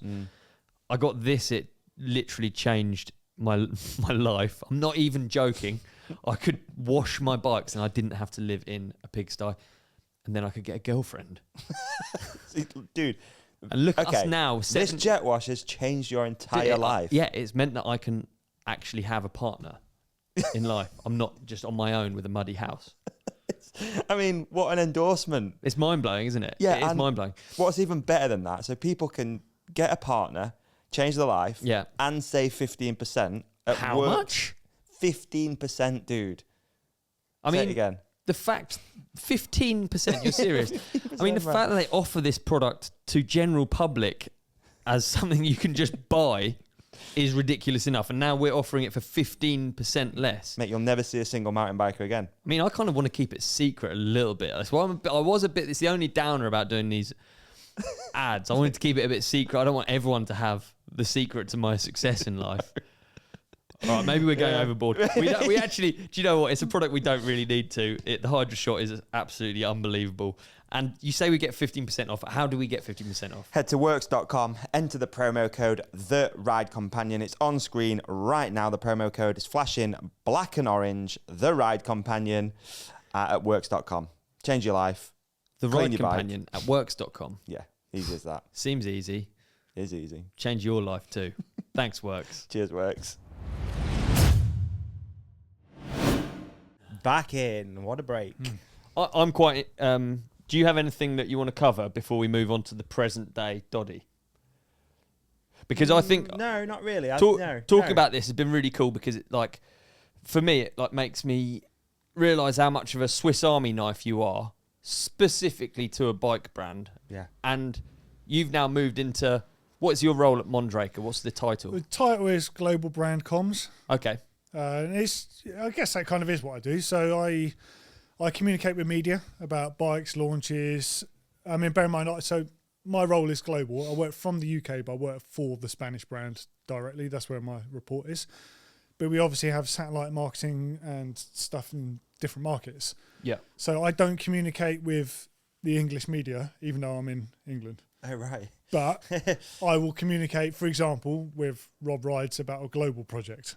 It's all a bit crazy how it works. Okay. But I will communicate via the UK marketing guy, which is Pete Drew, which you might know from the scene. I mean, to start with, it was doing YouTube videos and presenting information at company meetings, presenting product to the media at media camps, multiple things really, being a English native speaker that can understand bike tech and speak to people, educate people, I guess, is my role. But it's kind of ever evolving. Yeah. There's just a million and one things. I've just been writing a press release for a new bike that you'll see soon. What was it? A role that was? Did you apply for it or did it get created? No. So this is another thing. So I did that time at GMBN. Yeah. And what I now understand is the start of things changing was lockdown. So that first year when we had our son was probably the best year. Like, I don't know if you remember, the weather was unreal. Rode a bike every day. It was so good. Yeah. Unbelievable. But when we went into that lockdown, I was in quite a unique position because I could write and script, I could take photos, I could video, I could edit, I could do basically all of the things. A lot of the other presenters couldn't do a lot of those things. So they were trying to figure out how to carry on making content when we couldn't go to the studios. For me, it was like, that's fine, I'll just carry on here. So nothing changed, in my opinion. I just workflow unfortunately stayed the same, which wasn't good. You know, I didn't really realise that it became normal to work like that, and it's absolutely not normal to work like that. And then when I returned back to work, I was just like bit by bit, I guess, just wasn't processing stuff as I used to, wasn't enjoying it as much as I used to, was feeling tired, coming off camera, feeling exhausted. And it's like, oh no, it's fine, I'm just tired, whatever. And then one day, literally just couldn't function, didn't go to work, didn't go back for 3 months. Really? Pretty simple, yeah, just burnt out, bit of a breakdown. And did a phased return afterwards. And I was like the kid who burnt his hand on the fire, just felt like I couldn't get back in again. And at that point, I rang a mate, Richie, from Bike Industry. This wasn't fishing for a job. I was just like, I need some advice. Don't know what to do. Want to do something. Love bikes. Just don't know what it is. And he works for Mondraker. And my relationship with them goes back to 2012. So a long way anyway. And I was like, look, if there's any opportunities in the future, let us know. I'm trying to figure out what I want to do next. And he was like, you must be reading my fucking emails or something. Like, what's going on? And it turns out that they were about to move into the American market, wanted a native English speaker to make that transition easier, to do product training, to do video content, to do stuff. And he was like, you should chat to so-and-so. So I thought, okay, I'll just get on a plane. So I just went over there and had a chat with him. I mean, it's dead easy to get to. So I'm in Bath. Bristol Airport's, 40-minute drive? Yeah. It's a 2-hour flight and 10 minutes at the other end. Nice. So I was like, let's do not it. bother with the calls and the dropouts. I'll just go over. Yeah, and then had a chat to it was Yuri, and the hilarious thing is, as soon as I got there, I started chatting to him. We started speaking about music because he was like used to be a big time techno DJ in Madrid, and we basically spoke for about 3 hours just about DJing, and didn't speak anything about bikes or what I was there to speak about. But we instantly had a great relationship, and he's a super creative guy, and they were like, we'd love you to come work with us. And I was like, on the spot, I was like, in my head, I was about to say yes, but wanted to sense check it with my wife. And she was just like, what the fuck didn't you say yes? She's like, just ring him up and say yes now. So I did. And it became, again, accidentally the easiest move ever. I thought long and hard about it because I knew I'd be stepping away from ultimately what I was really good at to do something I didn't know what I was going to be, if I was going to be any good at or not. But I was just literally going out of my mind. I was like, I can't do this anymore. I've got to a point where I've made enough videos, made enough of that stuff. Let's just change it up a bit. What did I can't do it anymore look like? I know it's a crappy question, but you know, like that. As cliche sound. I mean, one thing was I was getting up in the morning and changing my outfit a few times before going to work. And the irony was, my outfit now is very much what my outfit was at GMBN. Black t-shirt, jeans, or shorts. Yeah. But black shorts or black jeans and trainers. Same outfit. My wife's like, what are you doing? She's like, you're putting on the same stuff repeatedly. So was it like worry? I guess so. I was treated for anxiety, basically, and imposter syndrome, which I found really strange because I'm like, hold on a second, like this is something I've done my whole life. And it turns out it's just got to the point where going on screen, coming off, feeling tired, feeling like I'm lying to people about what I'm doing, even though I'm not and I wasn't. But that's basically the root of it. Mate, it is hard, that sort of stuff, because being on camera always looks easy because you're good at it. I know, I found it easy. Like all these things. That's why if all of this journey I've been on is so strange. But I was just obviously burnt out. I think it's where it stemmed from, but just kept going. Yeah. And when I finally took the time off work, my wife was like, "Wow, I thought this was coming for a long time, to be honest." Really? She was really like, "Yeah, I knew this was going to happen sooner or later." And I was like, "Oh, what? What do you mean? Like this is all new You to clearly me." know me quite well. Yeah. I feel like that. The good that lockdown did was that, I think, in a weird way, is making you realise that you can actually slow down and stop a little bit. Yeah, when I didn't do that though. No, yeah, that's a good point actually. Or even if it was just the time at home, just The time at home was amazing. just something. like I still feel bad saying that though, because I know so many friends Oh, that I had the worst time during lockdown, and I'm like, Oh yeah, "You're joking? 100%. I had barbecue like every day in the paddling pool, go riding every day." Hey, I Like know. it was, for me, it was amazing. Majority of people in the bike industry, I think, had a pretty good time. Yeah, Because it was booming as well. yeah. I mean, the irony though, everyone had a really good time, but then the bike industry's been on its knees since, Yeah. which is a really challenging thing. Yes, I it think, is. I mean, we're seeing things improving now, you think? but yeah, Yeah, definitely you've seen that. Yeah. improving, but the rate is slow. It's not like, you think what happened in lockdown, the amount of people buying bike stuff, selling stuff secondhand, it just went through the roof. Yeah, it did. Nothing's ever going to keep up with that. Nothing will ever be like that again. No. When you say improving, Yeah. what are you say? What do you mean about improving? Do you mean it's improving in the way of, I don't know, like Well, sales are improving. sales are improving, And also we've got rid of inventory, which is That's what I was the gonna which say. is the So there's a single lot of biggest thing that stocks gone. all brands will have. Yeah. I mean, for us, it was quite a crucial thing. Even though the size of the company is not massive, it's all relative. You know, I can't imagine what it would have been like for Specialized or Giant or the massive brands. The amount of stock they must have had to get rid of. Yeah. I just don't understand how that worked. We've only just managed to sort of start solving our problems. You know, and we're really individual as well because we're privately owned. We're not like, we don't have investment. So we're literally dealing with the owner's money. Yeah. So he's really like, you need to do this. This has to be done. And it's kind of, well, so far, everything's worked great. Good. So Yeah, good. it's been a stress for sure because, you know, you end up with a load of bikes that you need to get rid of because the next ones are already here and the ones after are already ordered.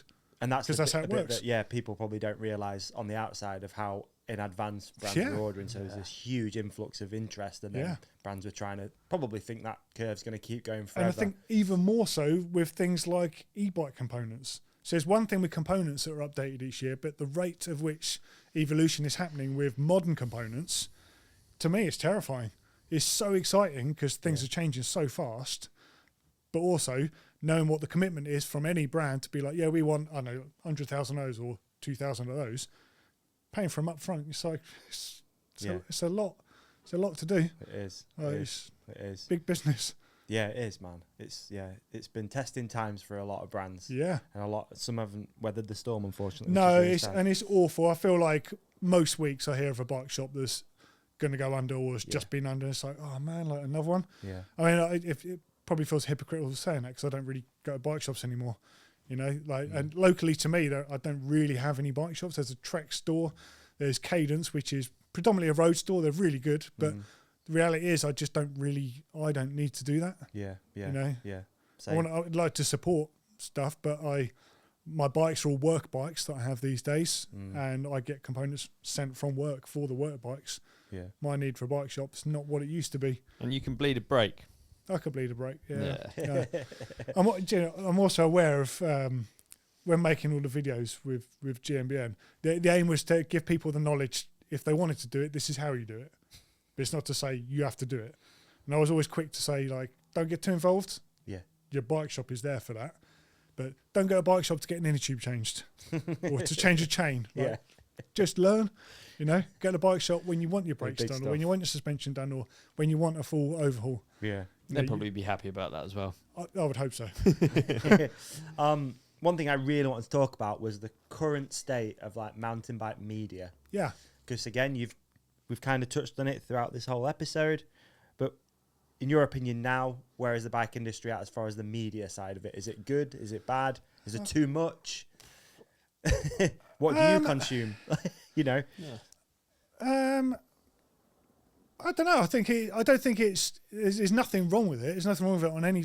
I think if I was going to criticise anything, this is not criticising the media. It's just there is so much information. There's so much product out there. If I just use Pink Bike as an example, this is nothing against any other media house. The amount of information that's on there every day, if you don't look at it then, it's really easy to not see that thing.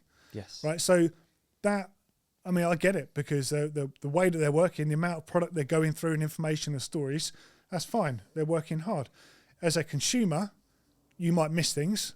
As a brand, if you're supplying stuff, your thing might get missed. So just the sheer amount of stuff is problematic. And this is across all platforms. I only use them as an example. Yeah. Is the conveyor belt moving too fast, or is the amount of stuff to go on the conveyor belt too high? Both. There we Absolutely both. Everything is, and you know the sheer amount of other channels. You know, you've got the bigger media houses like the Vitals, the Bike Radars, the Pink Bikes. You've got all those guys, but now you've got all these smaller independents. You've got Sam's Bikes, you've got Alex Bike Tester, you've got actually Rob Rides is massive now, but do you know what I mean? You've got all these other people that have all come out and they're all sharing information on a daily basis. So how are you supposed to sort of navigate all of that? Yeah. It's amazing, but I find it difficult to keep up with it all. So I don't know what it's like for someone that needs the information, if that makes sense. Yeah. I mean, even using Darkfest as an example at the moment, like Darkfest is on. Not only have you got Darkfest posting, you've got every athlete there posting, and you just like it's just so much. Yeah, it's true. It's hard to get the vibe of each individual day, isn't it? Definitely. Like it'd be easier with a little summary. Someone needs to do with Darkfest what you, Bren, and Deeks used to do with Rampage, because I never bothered watching any Rampage stuff. I just watched what you guys did because it was like everything up about Manageable, isn't people that were relevant and just the day-to-day part of it. You pick one outlet and you're like, right, this is perfect. Yeah, it's interesting that, isn't it? Using it like a... It was wicked. The way that you did it, it was really natural. Worked really well. Oh, nice one. Yeah, so you need to go back. But there's something in that. There is something in that, isn't there? There's something in that, and it almost brings us full circle back to print. It's like you just want some way of summarising what's going on in an easy manner, rather than just being like, there's too much. Yeah, I mean, it makes your brain go a bit funny. Well, it makes my brain go a bit funny. Me too. Honestly, I can't keep up on a daily basis. I don't I listen to your podcast, but I don't listen to all of them. No. Because I have to dart around. I've got to listen to other stuff, got to watch other videos, and it's like, how can you possibly spend all this time? It's crazy. Yeah. If I did more long-term journeys, driving, which I don't do that much, I'd listen to more stuff. Yeah. Yeah, we have this conversation a lot about how we consume them, because I used to be on the road visiting bike shops 5 days a week. Perfect timing. Like, about 6 hours every day. I'm like churning through stuff. Yeah. Didn't learn much. Definitely not any smarter. But it was somehow going in. It's routine, wasn't it? Yeah, but now it's very different. Now I get my podcast feed opens and it's just like so many that I've not managed to get to yet, and I just have my regular ones that I chip away at. And I'm also more of a visual, especially with the podcast, consumer. Yes, so I like to sit and watch them, and that's my chill time. People like people. It's good to see people just talking, interacting. Yeah, I'm interested now that you're in a bit of a driving seat for a brand. Like, what way do you sort of steer it? With all of this, so do you have any sort of like key points that you say, we work with this, we do this, we do this? Not currently, but things are changing. In fact, I literally had a bit of a meeting at work the other day just talking about the media landscape and how we're going to start approaching things differently, like treating creators as creators, pay-to-play media as that. There's different houses that should be treated differently, not treated as media, which is how it's historically been. So you can still do that, and currently we are still doing that. But what I'd like to do, let's say we're launching another bike. Well, we are launching another bike in end of April sometime. And what I would like to do with this project is think, right, who is the end consumer for this bike? What I want to do is find a creator, someone cool, don't know who yet, that can do something that suits that person directly. And you just give them a bike and maybe send them a dad cam and a couple of throwaway cameras in a box. Give me an hour video or give me a 10-minute edit or something, however you want. Then I would like to do something perhaps with someone like a Pink Bike or a Vital, be like, right, I'd like you guys to come to the factory and talk about aluminium construction, because there's something on this that is different, made like that. Yeah. So you're doing several different stories about the one thing. Yeah. So you're not just getting on launch day 4 or 5 like a first ride or something. You're getting 5 pieces of content that are completely individual. different. That makes a lot of sense. It's not one size fits all. And it's rewarding for those different outlets, because they're like, oh, cool, so I'm doing something that's mine. Yeah. I own this. This is different to everyone else's. That's a big job managing all of that. But but I think that's the benefit. And you still have all your more conventional media that would be like, in my opinion, would be like the next phase. You'd have like phase 1 would be choosing how you want the message to be, and then phase 2 is regular media. Yeah. First rides, tests. Yeah. Which are absolutely necessary. Yeah. You need all that. But it wouldn't be like this for every project, because, I mean, we just launched an urban bike. It's we wouldn't need to do that with that bike. That bike serves a very specific demographic. You don't need to... Other bikes, you need to be like, we need people to be aware of this. Well, that's interesting, because you're used to serving this core mountain bike audience. Yeah. How do you approach like a wider audience? Just out of interest. Well, to be honest, that's more the digital side. Okay. I think that's done with targeted ads and stuff, and that's not really my realm. Yeah. I'm more the face-to-face chatting to people person rather than doing digital strategy. I can't even say the word strategy. Strategy, activation, strategy. Oh content, God, activation. Content, engagement. Activation's the worst. Bit of a shout out, but it's pretty sick to see Sam Hocknell riding. Oh, it's short rad, bikes. isn't it? Yeah, just that first edit. Even I was like, yeah. That's rad. Well, there's some bikes coming that are, they're not designed for him, but they may as well be designed for him. Really? Yeah. That's cool to see. So He's the well best. excited. He's the best. No one He's got hits a turn such like a him. lovely style on the bike, just so flowy. And Yeah. I really want to get him down on his hardtail this year to ride some trails. I've Yeah, been sick. pestering him for years now, but hopefully we can get He's going to come and do the Defo. podcast now as well. London road trip. Now he's on. I think That'd be there's mint. Not bad you're going to for see some very cool things coming from him with this Liat connection. Wicked. Oh, interesting. Yeah, Teasers. I think there's going to be a very cool thing coming from those guys. Nice. Well, good. Yeah. I've got a few like kind of quick fiery questions that I Yeah. wanted to make sure that we hit, if that's okay. Sure. So, is there a bike trend that everyone believes in that you secretly think is pointless? No. No? No. I mean, gravel bikes right now is a massive trend, and I ride them quite a bit when we go over to Spain because there's great trails. I've got a gravel bike and I've ridden it about 6 times because it's horrific to ride. There's nothing. Leaving the bridleways are like limestone where I am. It's just Oh, really? not Yeah. what you ride. So yeah, kind of gravel bikes maybe. I get it, just not where I live. You know, I've kind of had a similar experience. Yeah. I've got an electric gravel bike, Yeah. which is really fun, but also it's like, whoa, this hurts my arms. It's like just- it's kind of in the middle of everything. If it works where you live, Yeah. I think they're a great thing. But Yeah, we it don't just have many like doesn't work canals for me. and tow paths and stuff. Cross country bike is my equivalent of that Yeah, for sure. Yeah. Obviously, there's new things coming. Like people are talking about wheel sizes all over again. I know, man. What's the deal with this? What's the deal with a 32-inch wheel? We're experimenting like we do with everything. The product guys try everything. Yeah. Which I something I want to do in the future is just show everyone what they do, because there's so much stuff. I'm like, why aren't we showing this? And they're like, yeah, but this is for us. I'm like, I know, but you should show people you're playing with it. Yeah. So yeah, we've got various 32 prototypes and that, but it's Okay. not really going to go anywhere. I'd love Not at to the show moment, the 32 prototype that's at focus right now. Really? Like exactly what you say. They get up to some business at like Yeah. They've behind the gotta try these scenes. I'd things. love to show. Like I also feel the same. Yeah. Like they're out there doing miles on these crazy bikes, not just 32, but all crazy builds that you'd never expect. Like it's really interesting, and they always learn a little bit from it, and it ends up somehow affecting the bikes that actually do make it to market. But like, it's really interesting. Quite isn't it? often, a lot of the weird prototype mules at work, they'll be made in different ways as well.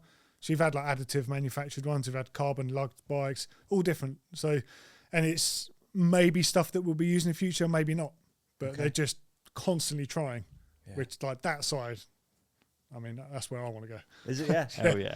I interesting. love that team, the stuff they do. Yeah. Super interesting. That's cool. What bike innovation genuinely changed riding forever? Nice. It's yours. Oh, well. Oh, it's difficult. There's a few. The one that changed it for me was the SPD. But then people these days will probably say the dropper post. But then also suspension. And disc brakes. Sorry, I'm not a just keep one going. answer person. No, I like it. It's good. Yeah, same. I can see it. They all have merits for different things. Yeah, But totally. being able to use your brakes probably is number one, because brakes used to be crap. So Even V brakes, use them in the wet and they weren't brilliant. I remember the feeling of them heating, the pads heating up and then biting. Yeah. Like, yeah, yeah, really hard to control. Sorry, mate. That's I was all just right. looking for listener questions. I'm here though. I'm still here. You know what I Yeah. mean? I'm still here.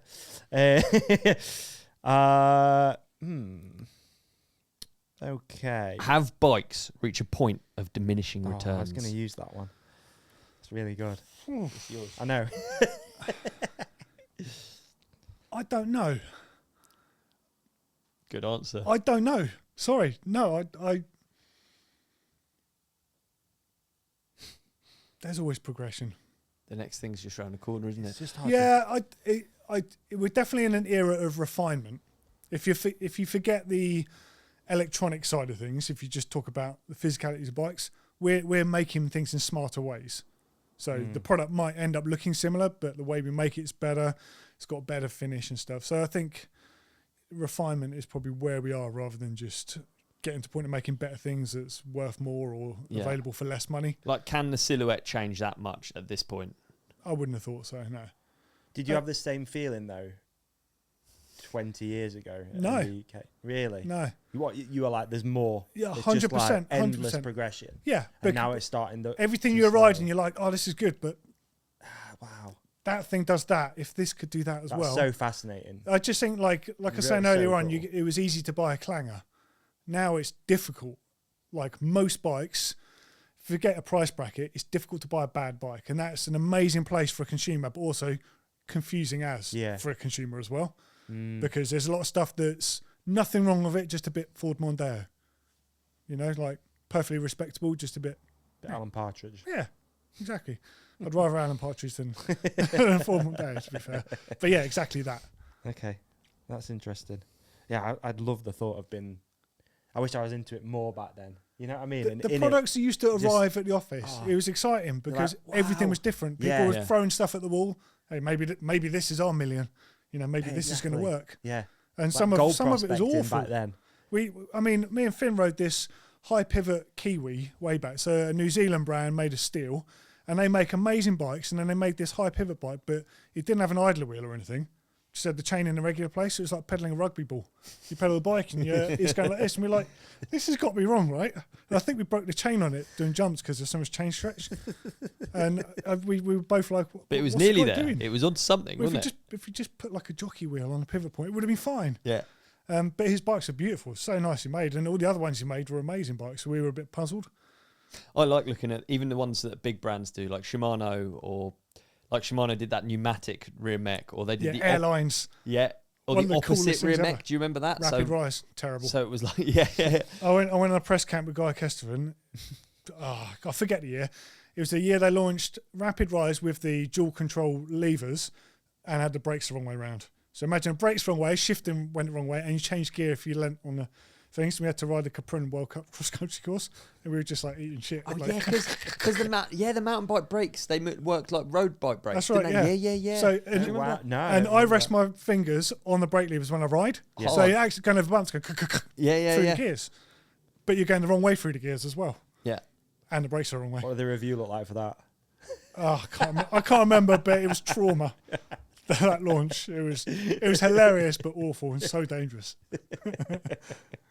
You might have just answered my next question actually, which I wrote down, which was, what's the worst bike you've ever ridden? I don't know about worst bike, but Just get under the bus. those Rapid Rise were the worst things at the time. Although the irony with flat bar gravel bikes, it would actually be a product I reckon you'd probably see again.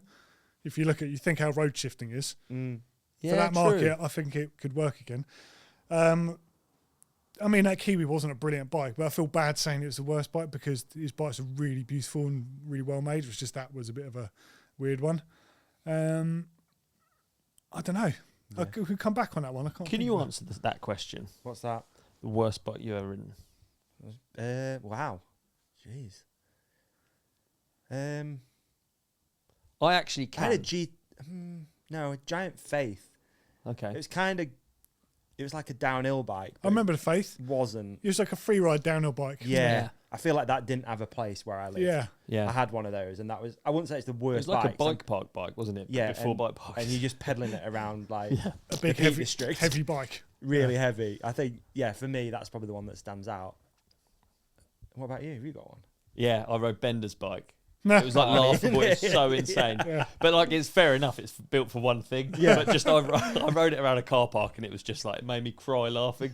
I got a picture of me like riding it, crying, laughing. I've got an answer for you. I can answer. Done. And I feel bad because of whose bike it is. Martin Ashton's tandem. Worst bike I've ever ridden. And the thing that's even worse about this, well, there's two things. A, I'm a control freak, so riding Stoker on a tandem is the worst thing in the world, especially when it's Martin Yeah. that doesn't give a flying fuck about anything. He's like, I'm going, and you're like nervous, and he just doesn't care. He's like, what's the worst can happen? You're like, Martin, no, don't do it. I gave him the idea for it because he was thinking of something cool to do, and I was like, oh, wouldn't it be cool to do like a tandem, but you're in control of it, and then you do your interviews with the subject on it, and then suddenly he just got on with it and done it. He's like, you need to come and try this. I'm going to say over the bars is the worst thing that could happen. On a tandem? Yeah. Oh my God. If you're in the back seat, you get catapulted over the bars. A It'd be like trebuchet. medieval trebuchet. Doddy flying through the air. So that'd be some effort. That would. I told you so. What about music, man? We haven't really spoke about music. I mean, music's a huge part of your life. Massive, yeah. DJing. How long have you been sort of doing that? Do you do many gigs, or is the not too Malverns many. kind of the appearance every year? That's kind of Yeah, like yeah. the I one. mean, it's starting to be an appearance every year. Yeah, yeah. I do something called Mondraker, do some like silent raves at Glastonbury Abbey and a few Really, other yeah. bits and pieces. I would do more, but just life's a bit hectic to commit to anything. Yeah. And the last thing I love turned into a career, so I'm keen to keep this as just fun. I used to play out when in the MBUK days. I played every week in Bath in a few little bars and stuff. I started when I was probably 14 or 15. Bunch of mates bought some cheap belt drive SoundLab, utterly crap decks, and we used to share them between our houses until one by one we all bought our own set. Okay. And then the same thing really. I kind of like with the bikes, I was the only one that stayed with it. And kind of, I'm like an island. So yeah, a long time. Yeah. It was And house specifically music. house music. Yeah, but then outside of that, I was into funk and soul, hip hop, breaks, drum and bass, and then as the technology started changing, you could start using digital vinyl, so time code vinyl, and you'd have your files on the computer. Yeah. Be playing with the records and scratch and stuff. I started doing more open format, so I'd always start with funk and soul, and hip hop would come in, and you'd always end up with house and drum and bass. But I've just gone full circle. In like the last 10 years, I've just gone back to where I started. Right. It's positive, it's happy, keeps me in a good place. Love it. There you go. That's it. That's nice. It's simple. Yeah, man. I've not seen you play. Obviously, I've not been to the Malverns for a long time, so Yeah. maybe this year. Maybe. Trying to see. Who knows? That'd be pretty cool. Yeah. It'd be cool. Or you could come to Mondraker, which is in Cambridge on the bank holiday weekend. Is it? Yeah. In May. Yeah. It's like a day rave. Oh, nice. Yeah, it's awesome. There's probably like 10 different DJs to play. There's a rooftop place and like downstairs club as well. I've never been to a silent one. Is it weird to DJ a silent Oh one? my God, it's hilarious and it's really weird. So you have 3 setups, so 3 DJs all playing together to try and win the crowd. And you're a different colour. So when people tune in, you can see the headphones by No colour. way. I remember a couple of times taking pictures when the whole room was like my colour. I'm like, yes, I'm winning. But literally like 2 tracks later, you're like, fuck, like everyone's gone green now. Like, I didn't know that was a thing. So they've Yeah. got a controller and they switch between them. on the headphones, you can pick which channel you want to listen to. Yeah. And it correlates to the 3 colours. Traffic light system, basically.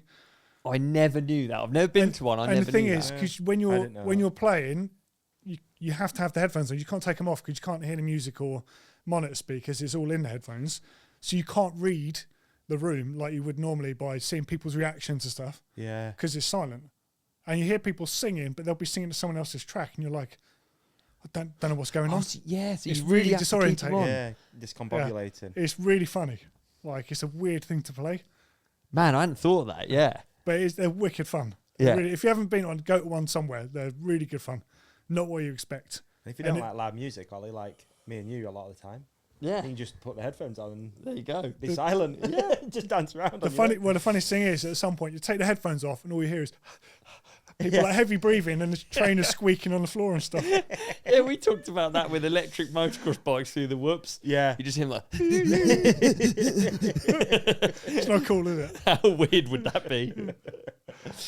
Oh, well, good. What's next? Yeah. What is next? And we've also got some listener questions. Oh, yeah, we got to do listener But I'm questions. just trying to find them. They're Sure. often really, really good. Yeah, they are often really, really good. I'm just trying to find them. But yeah, what is next, man? What's happening at Mondraker? You can talk about, I mean, or in man, your life. well, at work we're in launch cycle at the moment. So I mean, it's before Seattle basically will have launched 5 bikes, and it's just crazy between Christmas and now. Wow. So it's all hands on deck, and then it becomes into Do you like work in event model season. years, or are you just dropping them as and when? No, we don't do model years anymore. Yeah. And I think this is something you'll see through the bike industry. You know, colours will be updated and specs will be updated. You know, you might end up buying a bike that looks exactly the same as your mate's one, but you've got the latest transmission, which makes way more sense. That's probably one of the things in the bike industry that I'm a fan of the most that hasn't really ever been in our circles like talked about that. Yeah. Getting away from model years. Yeah. Because that was just like a rush every Well, year. Who could get once out upon a quick time, it was first? great because everyone used to launch in April Yeah. or November. Yeah. And then now everyone's launching it every week. Yeah, And exactly. you're like, how? That's why big trade shows are failing and have failed. Because you used to launch them, like you say. it'd be like Interbike and Interbike. Eurobike, the bike show, all of those. Yeah. You know, used to be massive things for manufacturers to go to, and now they're just becoming less and less, which is really sad because you still need those places. So I know you're going to see Otter. Yes. You'll love it. It's You go? every year. It's totally Nice. unique because it's business to consumer and business to business at the same time, and you're outdoors in California. It's literally amazing. Yeah, I'm looking forward to it, mate. I really am. Looking forward to getting out there and seeing what it's all about. It's gonna be fun. Do you race anything, or you Nah, just I've never even ridden a bike there. have you not? No, because I've always been either Should we go out reporting this on time? stuff. we've If got I time. can, Yeah. if I can, love to. Okay. Yeah, if I Let's can try it, afford the time, Yeah. I'll be glued to the stand probably again, but we'll see.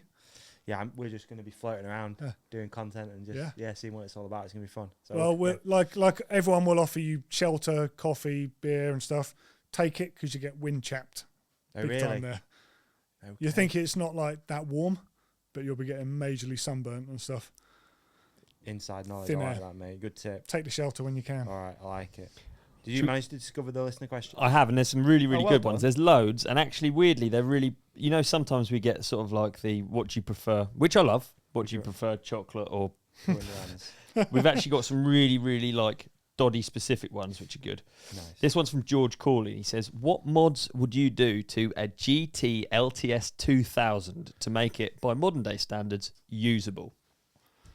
I think that's a banger question. I mean, well, to start with, service everything on it because it's an LTS. It probably squeaks. Yeah, I remember the LTS squeak at races. Yeah. So do that. Get the forks done. There's anywhere like TF tuned or sprung or whatever. We'll be able to get access to the old components for those. Suspension. Maybe update the tyres. Tubeless is always good. Make sure the brakes are good. It's an interesting thought, like a resto mod of a retro To bike. be honest, you don't need to do too much. If bikes are operational, they're mechanical things. Yeah, They look after themselves as long as you take care of them. yeah. I think. All right, cool. I've got one that came from our lovely Patreon community. And this is from Stu Soundwarper. And he'll be interested in this. What tunes do you put on in your workshop? Oh, it depends on the mood. But to be honest, at the moment, it's all about learning music I've got. Just like with bike stuff. So I buy a lot of house music every month. And I have to Vinyl? learn the intro. No, don't buy Digital? as much vinyl. I still buy vinyl, but I'll buy from like Beatport or Tracksource. Right. Some stuff from Bandcamp. It's about learning the music, but Defected Radio I listen to quite a bit. There's Flavor Trip that are on YouTube I listen to quite a bit. If not, I'll go through completely random stuff, and it might be like old Rage Against the Machine or Red Hot Chili Peppers or some 90s stuff that I used to listen to. Nice. All over the place. That's cool. After you. Nice. Right, okay. So, Deegan Nick has asked, would you rather only be able to ride... Shit on your hands. Sorry.